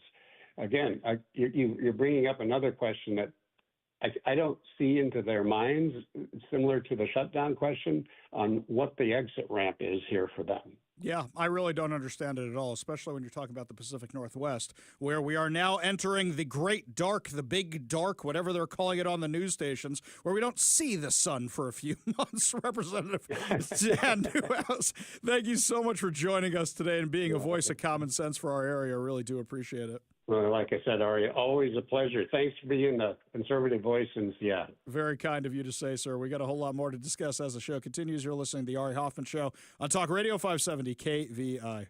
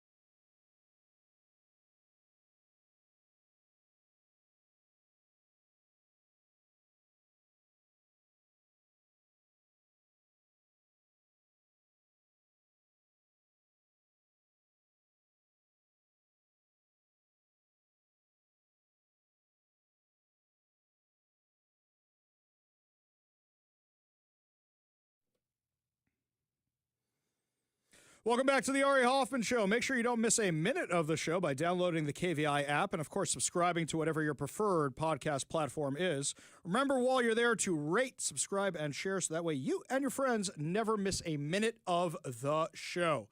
So our friend Matt Gilbert, who texts in the show all the time, calls from time to time, and, of course, is the master of memes and other entertaining stuff on social media. Yes, Matt, that's your new title, Master of Memes, because when we put up that overpass that had been knocked down or destroyed by that trucker in Washington, he put the speed bus jumping the gap, as I mentioned earlier. And then he sent me this article, and this cracked me up. This is from Vice.com. Ryan Bates owns over 500 copies of the movie Speed on VHS. He also owns 26 laser discs of the film, but those aren't part of the collection. He just holds on to them so he can use them as bargaining chips to get more on VHS. Kevin's looking at this. Where's this going? His goal is a simple one: to collect every copy of Speed on VHS ever made. His other goal: to trick out his 15-passenger van to look just like the bus in the movie. Okay, I'm going to analyze this for a second. Dude, you ain't never getting that copy of Speed that my parents probably threw out after we had a flood in the basement. I'm sorry, it's just not happening. I mean, I love that movie. That was a well-loved VHS that we had in our house. 1994, that movie rocked my world. We all loved that movie. See, Kevin shaking his head. You're trying to remember what year it came out in, weren't you? No. I was shaking my head because I love that movie as well. Yeah. I'm trying to. Okay, so how many VHS does he have currently? 500. 500. How many millions were there? I can't imagine. I mean, I know Fox would know how many VHS copies they put out, maybe worldwide. I'm not sure. Is this like the kid trying to get all his hands on the E.T. video game because they're buried in a landfill or something like that? I mean, are you just trying to get the surviving ones? That's what I'm wondering. But how would you know that? There's no way of. This is the most ridiculous goal ever. It doesn't make a lot of sense that this guy is trying to do that, but that he's got the laser discs to trade those for the VHS. Now, Kevin, you know more about this stuff than I do, because there's the laser discs that are in digital quality, but most of the laser discs, they just put the VHS quality on the laser disc. That was part of the flaw with the laser discs. Well, right? It was like the transfer probably of what you were using for the VHS was probably the same transfer on laser disc, but that's not always the case. It doesn't quite work that way. Okay. So, yeah, laser disc was definitely clearer than VHS, so even if they did use the same, source, it's still going to look better. Yeah, it'll still look better. It'll sound a little bit better, too. But they also had widescreen. Yeah, VHS that problem. You didn't have widescreen TVs, so you're like, why are these black bars on my screen? There's a whole bunch of challenges with the Laserdisc. I think I still have one Laserdisc player. I think I still have one. I can, if you want the next 8 minutes, if the audience wants to, I can, keep going on Laserdisc. Is that what you want? I mean, no, but I'm just trying to understand. The Laserdisc is going to be a higher quality of some kind, and he's trading those for the VHSs. I would also say that Laserdisc is probably a more attainable goal because there's a lot less of those to collect, right? Oh, yeah. How many of those did they put on Laserdisc? Yeah, not many. And, those are, you could walk into a half-price books right now and probably thumb through the Laserdiscs they have on sale and find Speed in there somewhere. Is this like Mel Gibson's character in, what was that, Conspiracy Theory, where he has to buy every copy of Catcher in the Rye that he sees everywhere because apparently it's an assassin thing? So here's my favorite part of this whole article that our friend Matt sent us. The interviewer asks, why don't you tell me what got you started collecting the Speeds? That's what they call it, the Speeds. I lived in Seattle and was super broke, and I had to come up with Christmas presents for my family. Usually I would just dumpster dive books or something and give it to them. But when I was at the pawn shop, they had 6 copies of Speed. And I thought it'd be really funny to get everybody in my family the same gift, even me. I wanted to watch them open them one at a time and go, oh, Speed, don't we have this already? And somebody else would go, oh, Speed, really funny, Ryan. And then by the time you went around, everybody would have just gotten the same gift from me. And then I could tell them I love them all equally. Just some BS, he uses the full word. Now, that's funny. Don't get me wrong. But if you're broke and you have all these family members, I have some questions about what's going on in the family at this time. And also why they would find this kind of ha-ha funny, not, hey, dude, do you need rent money? or something because this is kind of sad. He must be some sort of a character that they knew that this was like sort of a, his style. Right, exactly. But then it gets funnier. Then when I bought all 6, it was like way too good. I realized it was really fascinating to have that many same copies of a thing. What really cemented it was when I went to another pawn shop and they had 30 copies. And I said, I'll take them on. Gee, I wonder why you're broke. I mean, I know they're cheap and all, but at the same time, you're spending your money on VHS copies of Speed. Here's something else. VHSs degrade over time. DVDs, we're finding out about DVD fade. We all thought we were safe with DVD. No siree, we are not. But now the VHSs degrade. What are you doing, man? You know what, though? I've always loved this. I'm approaching 50, and I was told, VHS and cassette tapes, like audio cassette tapes, so they only have a lifespan of like 20 years or 30 years. Yeah. That stuff all still works whenever I try it out. I'm like, it's a pretty robust format, and it's like, I think they're just basically saying, hey, after this long, if you got problems, we kind of told you there could be problems, but they seem to last, man. I got several issues with this. Number one is that when I was younger and dumber, I decided to put all my VHSs on digital myself, but the thing had to watch them the whole time. So I would just put it in at night, come down in the morning, and then splice it off. It's like and I got real-time recording is what you're saying? Exactly. And I did this every night with all my VHSs because I had tons of them.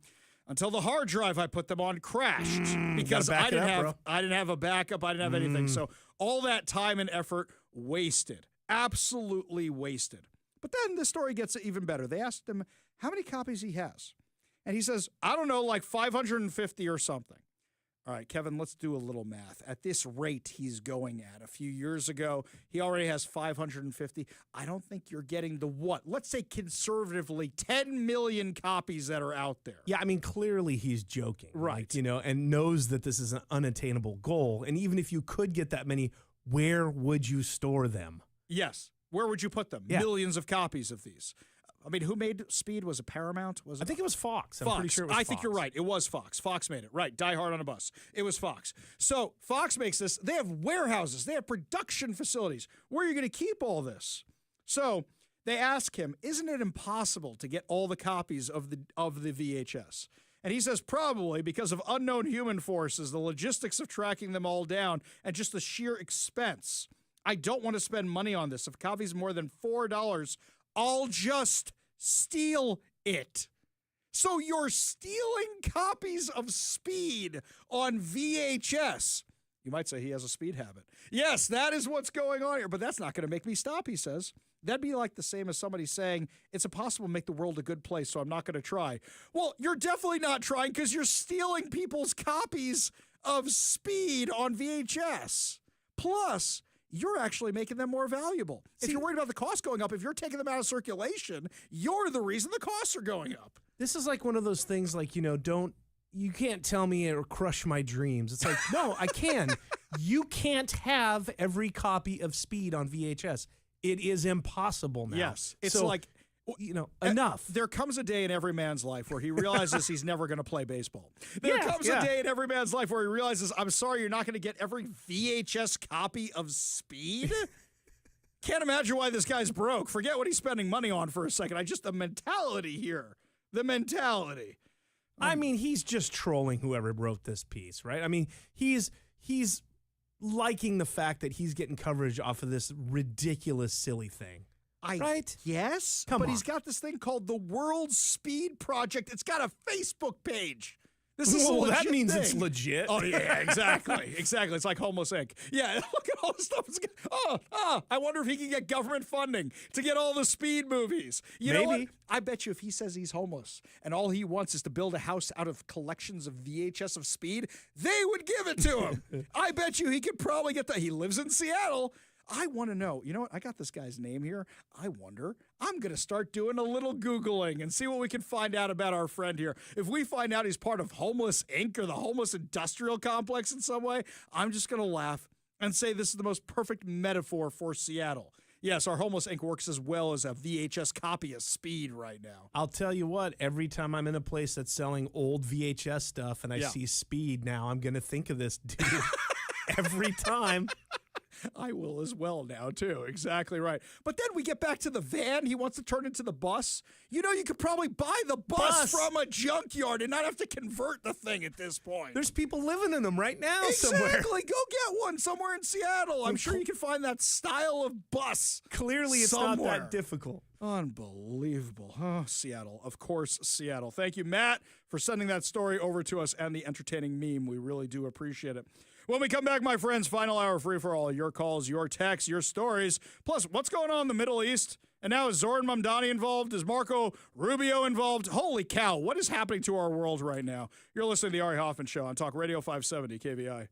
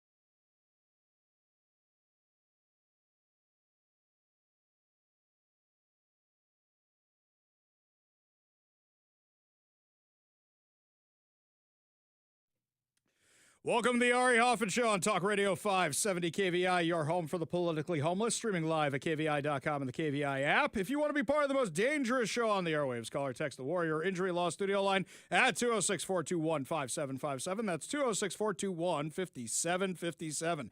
Coming up this hour, a big win for parents after they noted that the pride flag was flying in the place of an American flag at a Washington school. But before we get to any of that, my friends, in 2021, Zoran Mamdani laid out his plan to elect more socialists.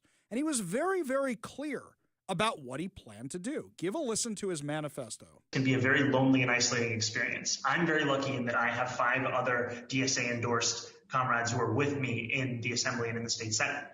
But, for example, before we were elected, Julia Salazar was in office for 2 years without a single other socialist endorsed by DSA and understanding. It then makes it much easier to run a campaign that will be built around raising class consciousness, because we will run the campaign challenging the current status quo and showcasing it through our critique how this is an issue of capitalism. Good question. So there are 107 Democrats in the New York State Assembly out of 150 Assembly people. And of those 107 Democrats, there are 6 DSA-endorsed electeds and 7 DSA members. We have a 7th person who's a DSA member, though she wasn't endorsed by DSA. Her name is Jessica Gonzalez-Rojas. We clearly do not have the numbers as they are in this moment to win the radical legislation that we need to bring about and begin to believe that these kinds of results are sufficient. We have to continue to elect more socialists, and we have to ensure that we are unapologetic about our socialism. Now, we had an academic boycott campaign and one of the aspects of that was to fight to stop study abroad at universities in Israel that were complicit in the occupation, many of which through the development of weapons technology for the IDF. Now, by bringing the issue of Israel-Palestine apartheid to Bowdoin, you bring it front and center, it's harder to ignore. And then making sure that we move to dismantle that relationship. Those are things that you can do as a legislator, right? You can, like, for example, Governor Cuomo has an executive order barring, I think New York State from doing business with any company suspected of sympathizing with BDS. One thing I can do as a legislator is once we build up a large enough coalition for this, we overturn that executive order. But I sincerely believe in this political project. I sincerely believe in socialism. For me, it was Palestine that brought me into this movement. It can be such a lonely experience to be a socialist, and it was for me, country, because my journey, as Oren alluded to and referred to, in organizing began at my college campus with Students for Justice in Palestine. To power this journey and understanding that it is socialism that we are fighting for this moment right now, right? If we're talking about the cancellation of student debt, if we're talking about Medicare for all, these are issues which have the groundswell of popular support across this country. But then there are also other issues that we firmly believe in, whether it's BDS, right? Or whether it is the end goal of seizing the means of production. Do you guys understand what he just said? He laid out his plan for communism in the U.S., and they're putting it into action right now. It's create a coalition of the disaffected. And when you create this coalition, you wonder how you can get queers for Palestine when Hamas will throw anybody who's LGBTQ off a roof. This is how. You know who actually started this? It wasn't Zoran Mamdani. It was Barack Obama. Barack Obama was so desperate to win an election in 2012, or maybe this was the plan the whole time. People were not happy with Obamacare. He had really bad polling, so he grabbed together a group of disaffected people, as many groups as he could possibly find. And when he tied all of them together, what did he do? He created these people where the dragging the left to more left, but this may have always been the plan. We know that Barack Obama and crew were all disciples of Saul Alinsky and all that. Is this a surprise to anybody? You notice what he said? Seizing the means of production, using the Palestine question, using all these different things that we see the left marching for. This is why, whatever the cause is, they will take it on and try and make you part of that. And these sheeple go along with it. Zoran Mamdani's father is a professor at Columbia, a school which Zoran Mamdani did not get into. Let me tell you, you must be a really terrible student if your father's a professor at Columbia and the nepotism can't even help you out. You want to know where he learned this stuff from? Give a listen. America is the genesis of what we call settler colonialism. And the American model was exported all around the world. Abraham Lincoln generalized the solution of reservations. They herded American Indians into separate territories. For the Nazis, this was the inspiration. Hitler realized two things. One, that genocide was doable. It is possible to do genocide. That's what Hitler realized. Second thing Hitler realized is that you don't have to have a common citizenship. You can differentiate between people. The Nuremberg laws were patterned after American laws. Anyway, the U.S. put Indians in reservations. The U.S. invented the model. This is the nonsense they are spewing. That's Zoran Mamdani's father, blaming America for Adolf Hitler, blaming America for the Nuremberg laws, blaming America for the Nazi Party. Are you kidding me? The country that went to war, that lost countless lives trying to defend freedom from the Nazi Party, from Adolf Hitler. You're going to tell me they're responsible for the Nazis? This is the house that Zoran Mamdani grew up in.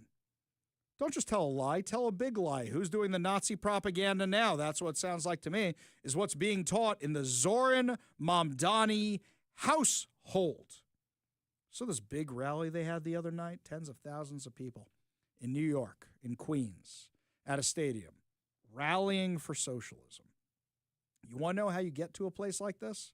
Because you get enough disaffected people who think they're the champions of the underdog, not realizing they've literally become the Nazi Party.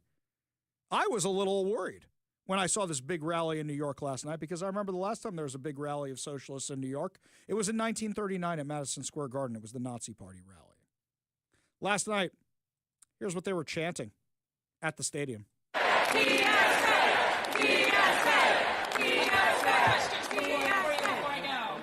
Will you hate to organize, to freeze the rent, make the buses fast and free, win universal child care, and tax the rich? They're chanting for DSA, the Democratic Socialists of America, and they're chanting for all these free things they're not going to be able to get because nothing's free. So they're going to tax the rich to pay for all these things. Great. You're going to tax Zoran Mamdani's parents, who have the big mansion in Uganda with the private security. His Hollywood director mother, you're going to get the money out of her? Is that where you think the money's coming from? Because for some reason in Cuba and Russia and all these other places, what ends up happening, you have the higher-ups who have, and then everybody else who has not and has breadlines. That's what they're trying to do. That's exactly what they're trying to do here in America. They're trying to take us down from within. And there are people warning about this. The DSA, Democratic Socialists of America, it's funny. I've been writing for the Post Millennial for 5-6 years now.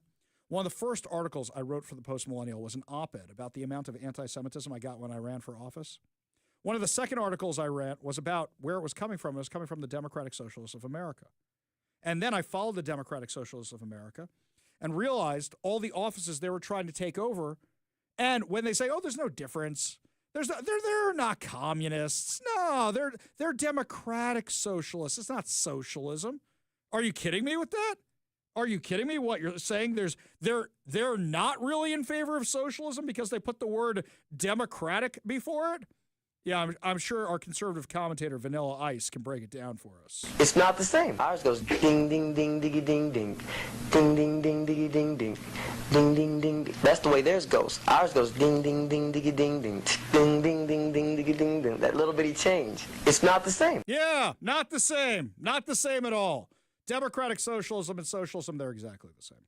Somebody online was trying to claim the same stupidity today. They had a whole little chart with it. Give me a break. You know what? You're right. It's worse. Democratic socialism.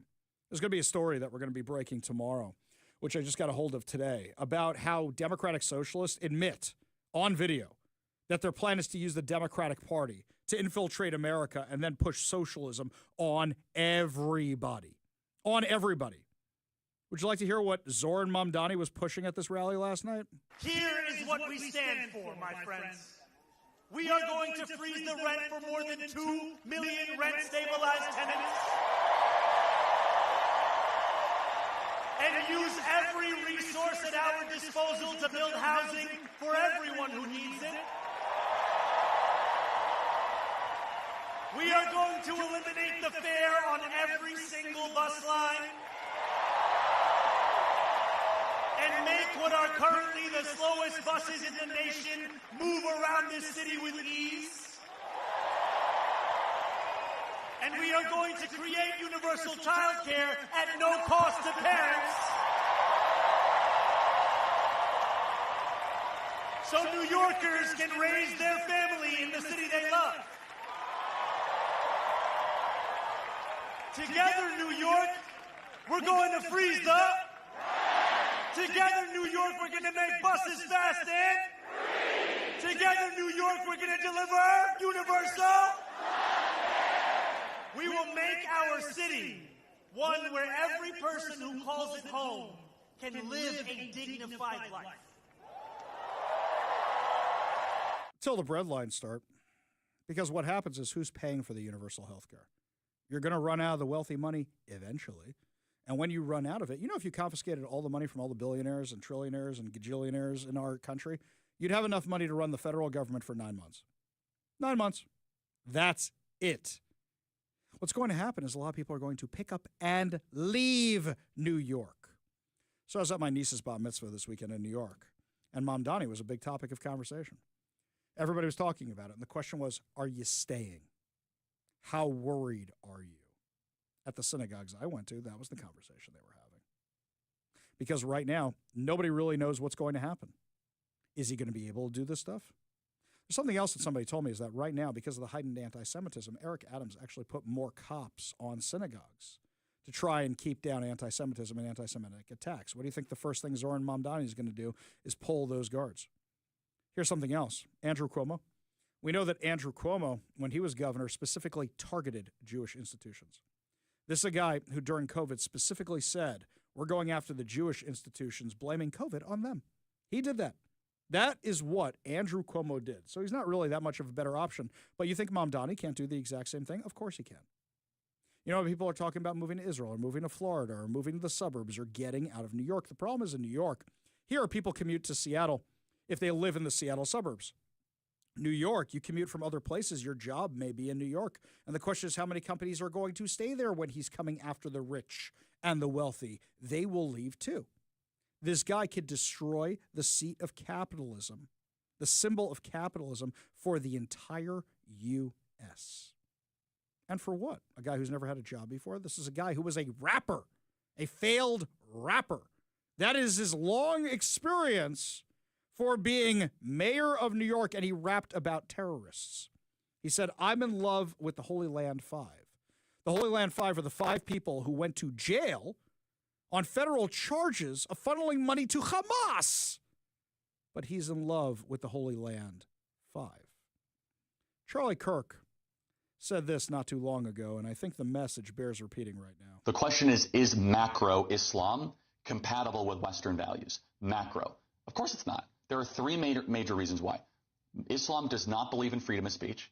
Islam does not believe in freedom of religion. And Islam does not believe in separation of mosque and state. Those 3 things are antithetical to the West.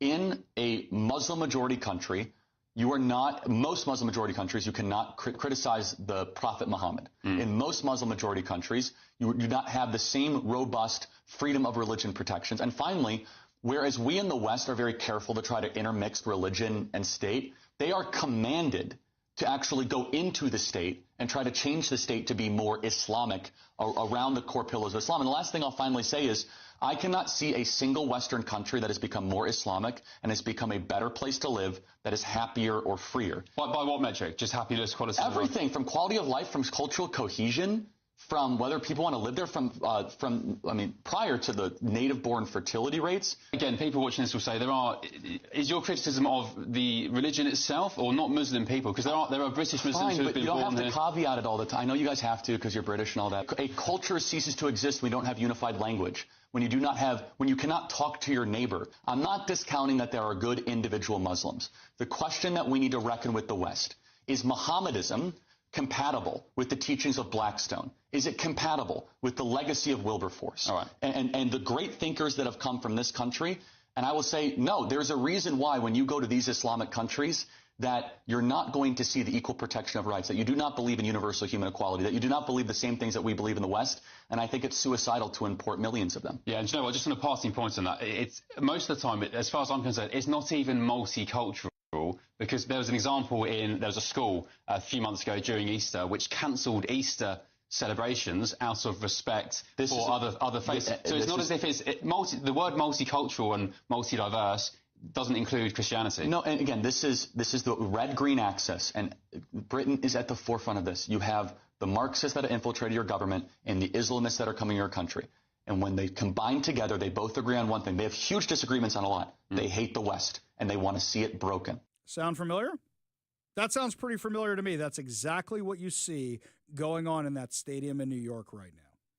And it's not just the 50,000 people or so who are at that stadium. Zoran Mamdani right now has a 10-point lead over Andrew Cuomo. People I was talking to say, I've never voted before, but I'm voting against this guy. People said, I don't usually vote, but I'm voting against this guy. And Zoran Mamdani knows he has problems, especially in the Jewish community, which is a huge chunk. 2 million Jews live in New York, by the way. That's a huge chunk of the voting population. And for those of you who say, oh, they always vote Democrat, no, they don't. Especially because it's the largest Orthodox Jewish population in the U.S.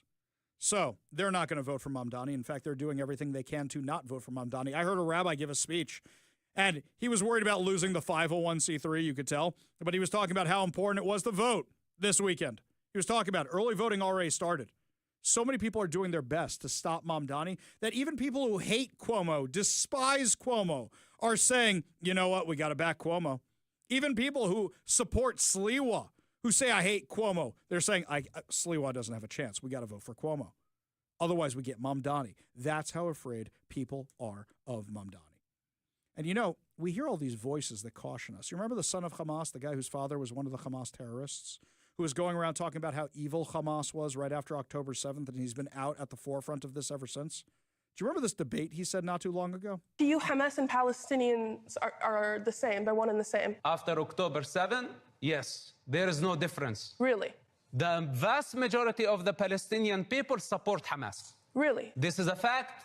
This is proven by statistics, and your silence now. You cannot even condemn Hamas and say that what they did on October 7 was an act of a savage group. He calls it exactly like it is. He's talking to a bunch of white people wearing hijabs so they could be cultural appropriation or so that they could check a box or whatever the case may be. They don't even know what they're representing. They don't even know what they're representing. It's absolutely crazy to me. This is the kind of stuff that is being pushed. This is what is going on. And you wonder why people are running away from the Democrat Party, but you know what's scary? Our youth are running towards these democratic socialists because they want the freebies. They want the freebies, and they think they're actually free, which they are not. But that's what they're running towards. That's what they're seeking out. It's beyond horrifying. Here's something else. I saw this. Over 650 rabbis have denounced Zoran Mamdani for dangerous anti-Zionist rhetoric, encouraging hostility towards Jews. Now, what's fascinating about these 650 rabbis is that they're not all Orthodox. The way it usually goes is the Orthodox, which are the more observant ones, vote 105% Republican. right? And then the less observant you get, the less they vote for traditional conservative values. So what's interesting about these 650 rabbis, they're from all spectrums of Judaism because they're recognizing how dangerous this guy is. Zoran Mamdani released an ad today, which is 4 females and 1 trans rabbi all talking to each other about how they support Zoran Mamdani. First of all, women rabbis, we can have a long talk about that, about whether or not you could do that. But a trans rabbi, for sure not. There's definitely questions involving that. They released this because they know 650 rabbis saying no to something like this from across all religious spectrums, that is bad news for Zoran Mamdani. Hugely bad news because they're counting on the typical liberal Jewish vote. And it's not there right now because they realize how dangerous this guy is. And they're moving away from him. They want nothing to do with him because they know what he symbolizes. Zoran Mamdani, over the weekend, was saying while pretending to cry crocodile tears that his aunt stopped taking the subway after 9/11. Give a listen. I want to use this moment to speak to the Muslims of New York City. Oh, so sad. So sad. Don't cry. I want to speak to the memory of my aunt.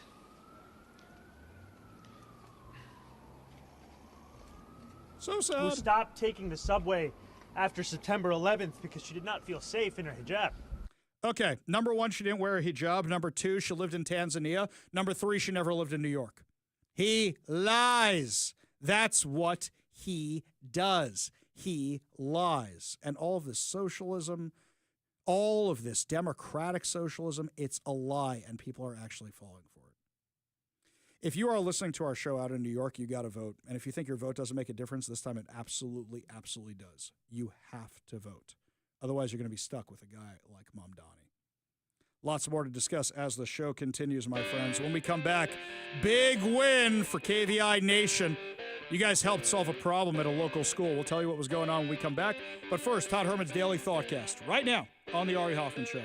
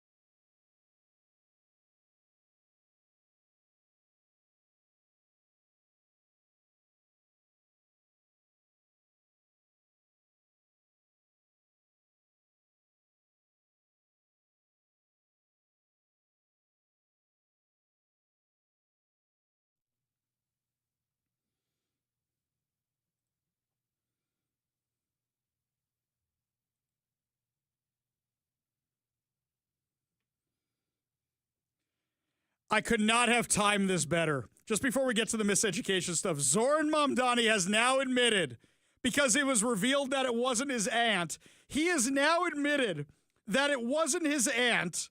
It was his father's cousin, Zara Fool, who he said passed away a few years ago. Yes, I am your father's brother's mother's former roommate. So what does that make us? Absolutely nothing, which is what you are about to become. No, wait, we can do better. I have a boyfriend. He's real. His name is George Glass. Come on. It was so obvious he was lying, so obvious, and now he's exposed. This just happened just a little bit ago. Ah, amazing. Let's keep the good news on rolling. So one of our listeners sent me a picture of the flagpole over at Pathfinder K-8 in West Seattle. And what has it got on it? It's got the pride flag up top and the Washington state flag right under the sucker. No American flag anywhere. So what do? I did what I did. I did what I do. And I sent the Seattle Public Schools a request for comment along with Pathfinder K-8 over the weekend. No response. No response at all. But some other listeners saw my post, and they just DM me this. You ready for this? Pathfinder K-8 has removed the pride flag, and now you've got the American flag up and the Washington state flag right under it. And the principal, Mrs. Thomas, has written a letter to one of the KVI Nation parents who reached out. Thank you for reaching out and bringing your concern to my attention.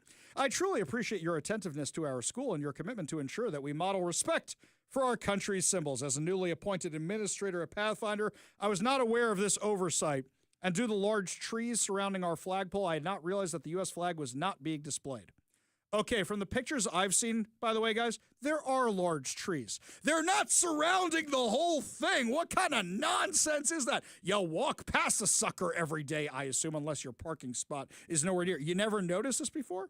Only in America. Yeah, exactly. The American flag has been restored as of this morning. See attached photo. And we are following the... attached...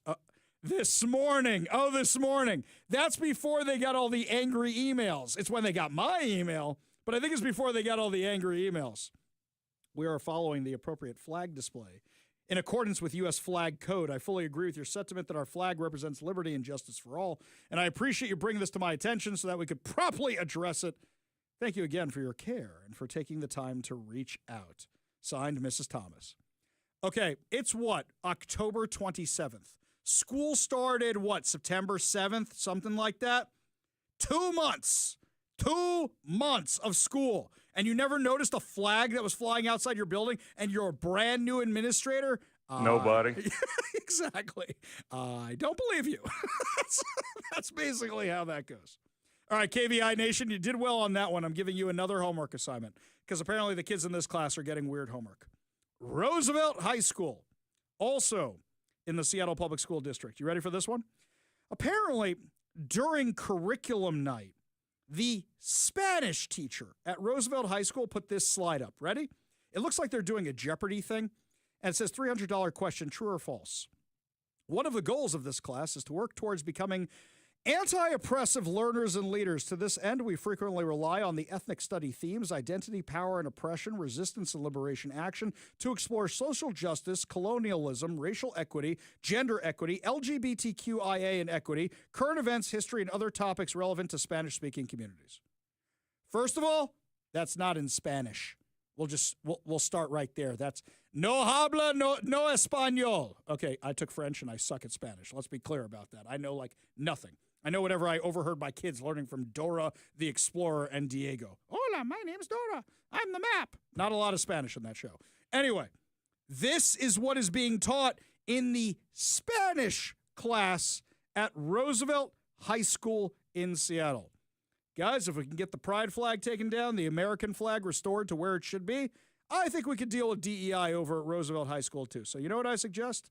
Contact the school, just like the parents and community members of Pathfinder K-8 did. Contact them politely, respectfully, email them, and say, hey, why are you teaching this kind of stuff? And then when you post it on social media, what you should also do is tag the Trump administration so they know what's a-coming if they don't get rid of the DEI stuff. Lots more to discuss as the show continues, my friends. When we come back, A on-the-scene, on-the-ground report from somebody who's been down witnessing the chaos at the Portland Ice facility. We'll have that report for you, plus so much more when we come back. You're listening to the Ari Hoffman Show on Talk Radio 570 KVI.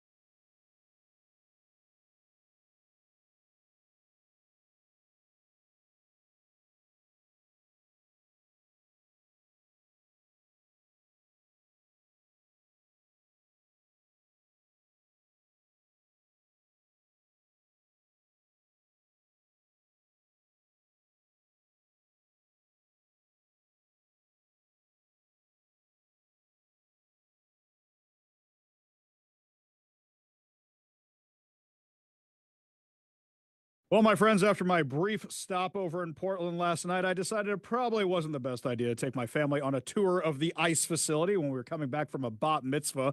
But lucky for me, we have some other people who are covering it on a regular basis. Joining me now on the Warrior Injury Law studio line is Carlin Barsenko, who has been covering this pretty much since the beginning. Thanks so much for being with us today. Hey, thanks so much for having me. What got you into covering this Antifa stuff? I mean, you exposed all these book clubs and book fairs they have. What makes you wake up in the morning and say, I want to expose Antifa? You know, it was actually a complete accident that started about 4 years ago because so I was actually in the HR space during the rise of DEI. I was speaking at some of the biggest HR conferences in the world, and I saw like all this DEI craziness happened. And then, you know, several years later, I get thrown into kind of the conservative ecosystem, and I had this YouTube channel, and we were just watching DEI trainings all the time and making fun of them. And what I was trying to do was reverse engineer these trainings and say, what is actually going on in these trainings? What are the ideas that they're teaching? Well, in watching so many DEI trainings, there was one word that kept coming up over and over again that really confused me, and that word was capitalism. And I was like, why are they talking about capitalism in all of these DEI trainings? So I just kept kind of working my way back, and I ended up accidentally covering the far left because the far left in America, the revolutionary socialists and communists, are the origin point for all of the crazy ideas that are taught in those kind of corporate level DEI trainings. And once I found out the origin point, I was absolutely hooked. I couldn't stop watching socialism. And so I've been going undercover and infiltrating their events ever since. Do you think it's the kind of thing where you got pushed more to the right, or were you already there before you started doing this deep dive on this stuff? I mean, so I kind of like made a little like name for myself in 2020 as the knitting Democrat who left the left, if people have any reference point for that. So I was on the left for about 20 years, and I wouldn't say that it was the DEI stuff that pushed me more right. It was more just like the absolute cancel mob insanity, trying to censor what people say and censor thoughts you're allowed to have and things like that. But I'm definitely extremely far right now. It's like me. I mean, I talk about how I got thrown over to this side because I got discarded by the left, and I'm pretty happy where I am right now. So let's focus back on what's going on in Portland. So you started covering the riots down there, but also you've been covering how the network of money, how the network of education, how the network of these resources that you found actually are the, I guess, the Hydra of Antifa. Talk about that a little bit. Yeah, I mean, so Antifa is a highly decentralized, non-hierarchical network. And so, you know, when they say that Antifa is just an idea, there is actually some truth in that. Antifa is funded by mutual aid, which means, and this might come as a surprise for people, many of them do have jobs, and they have some scary jobs too. I mean, I've gone undercover at socialist conferences for multiple days. Many of these people are teachers. I remember one time specifically, I was at the Socialism 2023 conference, and I was all in a disguise, and I looked non-binary and had a chest binder on and all that stuff. And I was surrounded in a room with about 400 teachers at a hardcore radical left conference. So they are your kids' teachers. They're lawyers. I mean, people ask, where are they getting the money for legal fees? It is true that the National Lawyers Guild is an NGO that I think is worthy of looking at in consideration for the Trump administration. But people also have to understand that there are people in Antifa who are lawyers who offer their services pro bono to other Antifa members who get arrested. That's actually particularly true in Portland. There's a woman in Portland that posts far left crazy stuff on TikTok all the time. She's a lawyer. Many Antifa people are things like Starbucks baristas or Amazon workers. They're union members. They control the unions right now. And so how they fund what they're doing is through mutual aid, which is they go to their jobs just like anyone else. They get a salary. They give some of their money to the cause or whatever, or they buy supplies. And that's what you saw in Portland. There was a whole mutual aid tent. It just got torn down the other day, but there was a whole mutual aid tent with everything from costumes to food to Plan B pill to drug needles. Actually, when they were tearing down the tent, I got in there and I looked at it, and I actually had pictures. They had a giant box of needles and like drug supplies in that tent. And so they're funding it by themselves for the most part. And I think that's one of the most scary things that we have yet to deal with. So this seems like a different angle than I usually see, because when I was covering the autonomous zone in 2020, they were collecting donations and they had donation links on their websites and such. Do you think they've gone decentralized because they realized how easy it was to trace them if they went the other route? Or do you think these two operate side by side because it's so decentralized? Well, they do still collect donations. I mean, if you want to give them money, they're not going to turn it down. But what I will say is just because they're collecting donations doesn't mean they have a centralized model. There's no real leader in Antifa. There's just people that kind of step up and they take on those leadership roles. But it's not like, you know, anyone's looking to one specific person to say, here are your marching orders, go forth and conquer. So it is probably a combination of the two. We're talking with Karlin Barshchenko, who's been covering all this insanity with Antifa down in Portland, plus also all their educational material and legal activity that they've been up to. And as I look at the Antifa stuff that's going on down in Portland, now granted, I'm not there all the time like you guys are, But it seems to me almost like this is the B team or the C team. Where are all those guys we saw in 2020 who are the ones who were just kicking the crap out of anybody they saw on a regular basis? Or are they the ones in the inflatable costumes right now just pretending to be something they're not? I mean, I think it's I'm not entirely convinced that they've gone away. I think they're being very strategic about what they do. And I think one of the things that people don't realize about Antifa is they are actually very strategic about their resources. They're very strategic about where they spend their time. And I think that, it might not be worth for their kind of like star actors to come out right now, either because of the increased spotlight from the Trump administration or all the media that's down there. I mean, listen, like Portland outside of the ICE facility right now is kind of like a content creator circus, if I'm being honest about it. There are a lot of streamers down there. Everyone's running around with their camera. Everyone's trying to promote content. I'm not sure how much value Antifa is going to get by sending their people down there to beat them up right now, just because that video is going to go viral on the internet, and that's not going to make them look good. Yeah, I completely agree with you because it was what it was for the 3 or 4 months leading up to now. And now it just seems like everybody's down there for the clicks. And actually, to me, it kind of seems like it's detracting from the work of so many of you who've been doing this for so long. You, Katie Daviscourt, and others who've been covering this for a very, very long time. It seems like now everybody's just down there for the clicks. In fact, it seems like some people are coming from all over the place, even from the MAGA side of things, who are now picking fights with you. I saw that nonsense over the weekend. Tell us about it. Yeah, so what happened is so as a general rule, like I actually do just like wear black clothes as like my kind of standard outfit, is like I think many people do. And so I was just down at the Portland like encampment in my own clothes, and I was filming something in the Antifa encampment, and I turned around to walk back up the sidewalk to where kind of like the MAGA area was. I passed this one guy on the sidewalk, and the thing about the encampment is a lot of people are treating it like a party. There's a lot of drinking, there's a lot of pot smoking, and there was absolutely drinking that night in the MAGA tent. And people might not like me saying that, but it's the truth. And I passed this one guy who I think had one too many drinks, and he thought I was Antifa. He started screaming at me. And then I, turned around, and I'm not one to take that lying down. So I started screaming back at him. I stuck my middle finger in his face, and then he hit me. And I was like, oh, great, MAGA's hitting women now. And then all of his friends who were also drinking came, and they formed a circle around me, and another one started hitting me as well. And other people started threatening me. So I just started screaming and yelling at them. And I have no regrets about that, because if I'm going to be surrounded by a bunch of drunk men, and I don't care if they're on the right or the left, I'm going to scream and defend myself if they're trying to actually physically assault me. And so my plea to like people on the right would be, don't make assumptions about if people are an Antifa because you happen to see someone wearing black or they have a haircut you don't like or any of these things. I think if MAGA is indiscriminately beating up people on their own side, that's not actually going to bode well for us, and it makes it much harder for us to tackle the overall problem. I completely agree. I mean, I remember when I used to go undercover in the autonomous zone, you would have think I was one of these mask-wearing lunatics during COVID because you dress that way to blend in. Cam Higbee, Katie Daviscourt, you, everybody I know who's down there is going undercover. And just the fact that people are going down there to make trouble, this is just another reason why it's crazy that the Portland police aren't doing their jobs, that the Oregon National Guard isn't doing their jobs. And it's crazy to me that the feds have to come in to do their jobs because of this insanity. As you said, it's become an influencer carnival down there. Karlyn Bashenko, thank you so much for joining us today. Thank you so much for covering this, and thank you so much for covering this from an angle that seems so many people aren't looking at right now. Really appreciate you joining us today. Hey, thank you for having me on. Always a pleasure. We got a whole lot more to discuss, including good news headlines, putting a smile on your face, heading into your evening commute. You're listening to the Ari Hoffman Show on Talk Radio 570 KVI.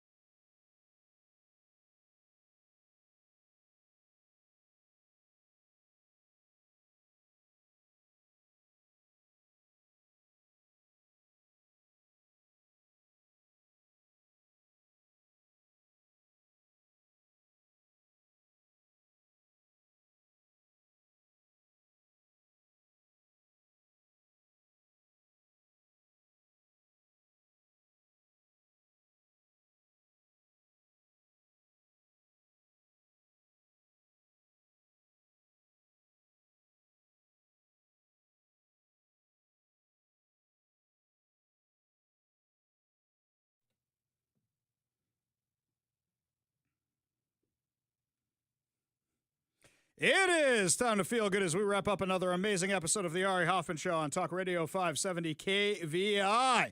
And before we get to our good news headlines, just a programming note for everybody. No more Jewish holidays. No more family occasions. I'm not going anywhere for a long, long time, my friends. So let that put a smile on your face. Also, these reactions to Zoran Mamdani's excuse. Hang on, I want to read this right because we had it before because I'm laughing reading these out loud. So Zoran Mamdani finally admitted his aunt that he claimed on Friday was too afraid to wear his hijab on the subway after 9/11 was actually his father's cousin named Zara Fui, who he said passed away a few years ago. This was my favorite response from Tony Kinnett over at the Daily Signal. She's my girlfriend in Canada. We met at camp. You wouldn't know her. Oh, that's the best one. That's the one that takes the cake of the day. I'm going to go through these. I'll have more of them for you tomorrow. These are amazing. These are absolutely amazing. Meanwhile, here's another good news story for you here. Search teams fanned out throughout the dense woods of Dorchester, New Hampshire. As the sun was starting to set, temperatures dropped below 40 degrees as volunteers scoured the area for a 2-year-old girl who had been missing for hours. So, according to, I want to make sure I source this right, The Optimist here. This is where we get our good news from. The Optimist.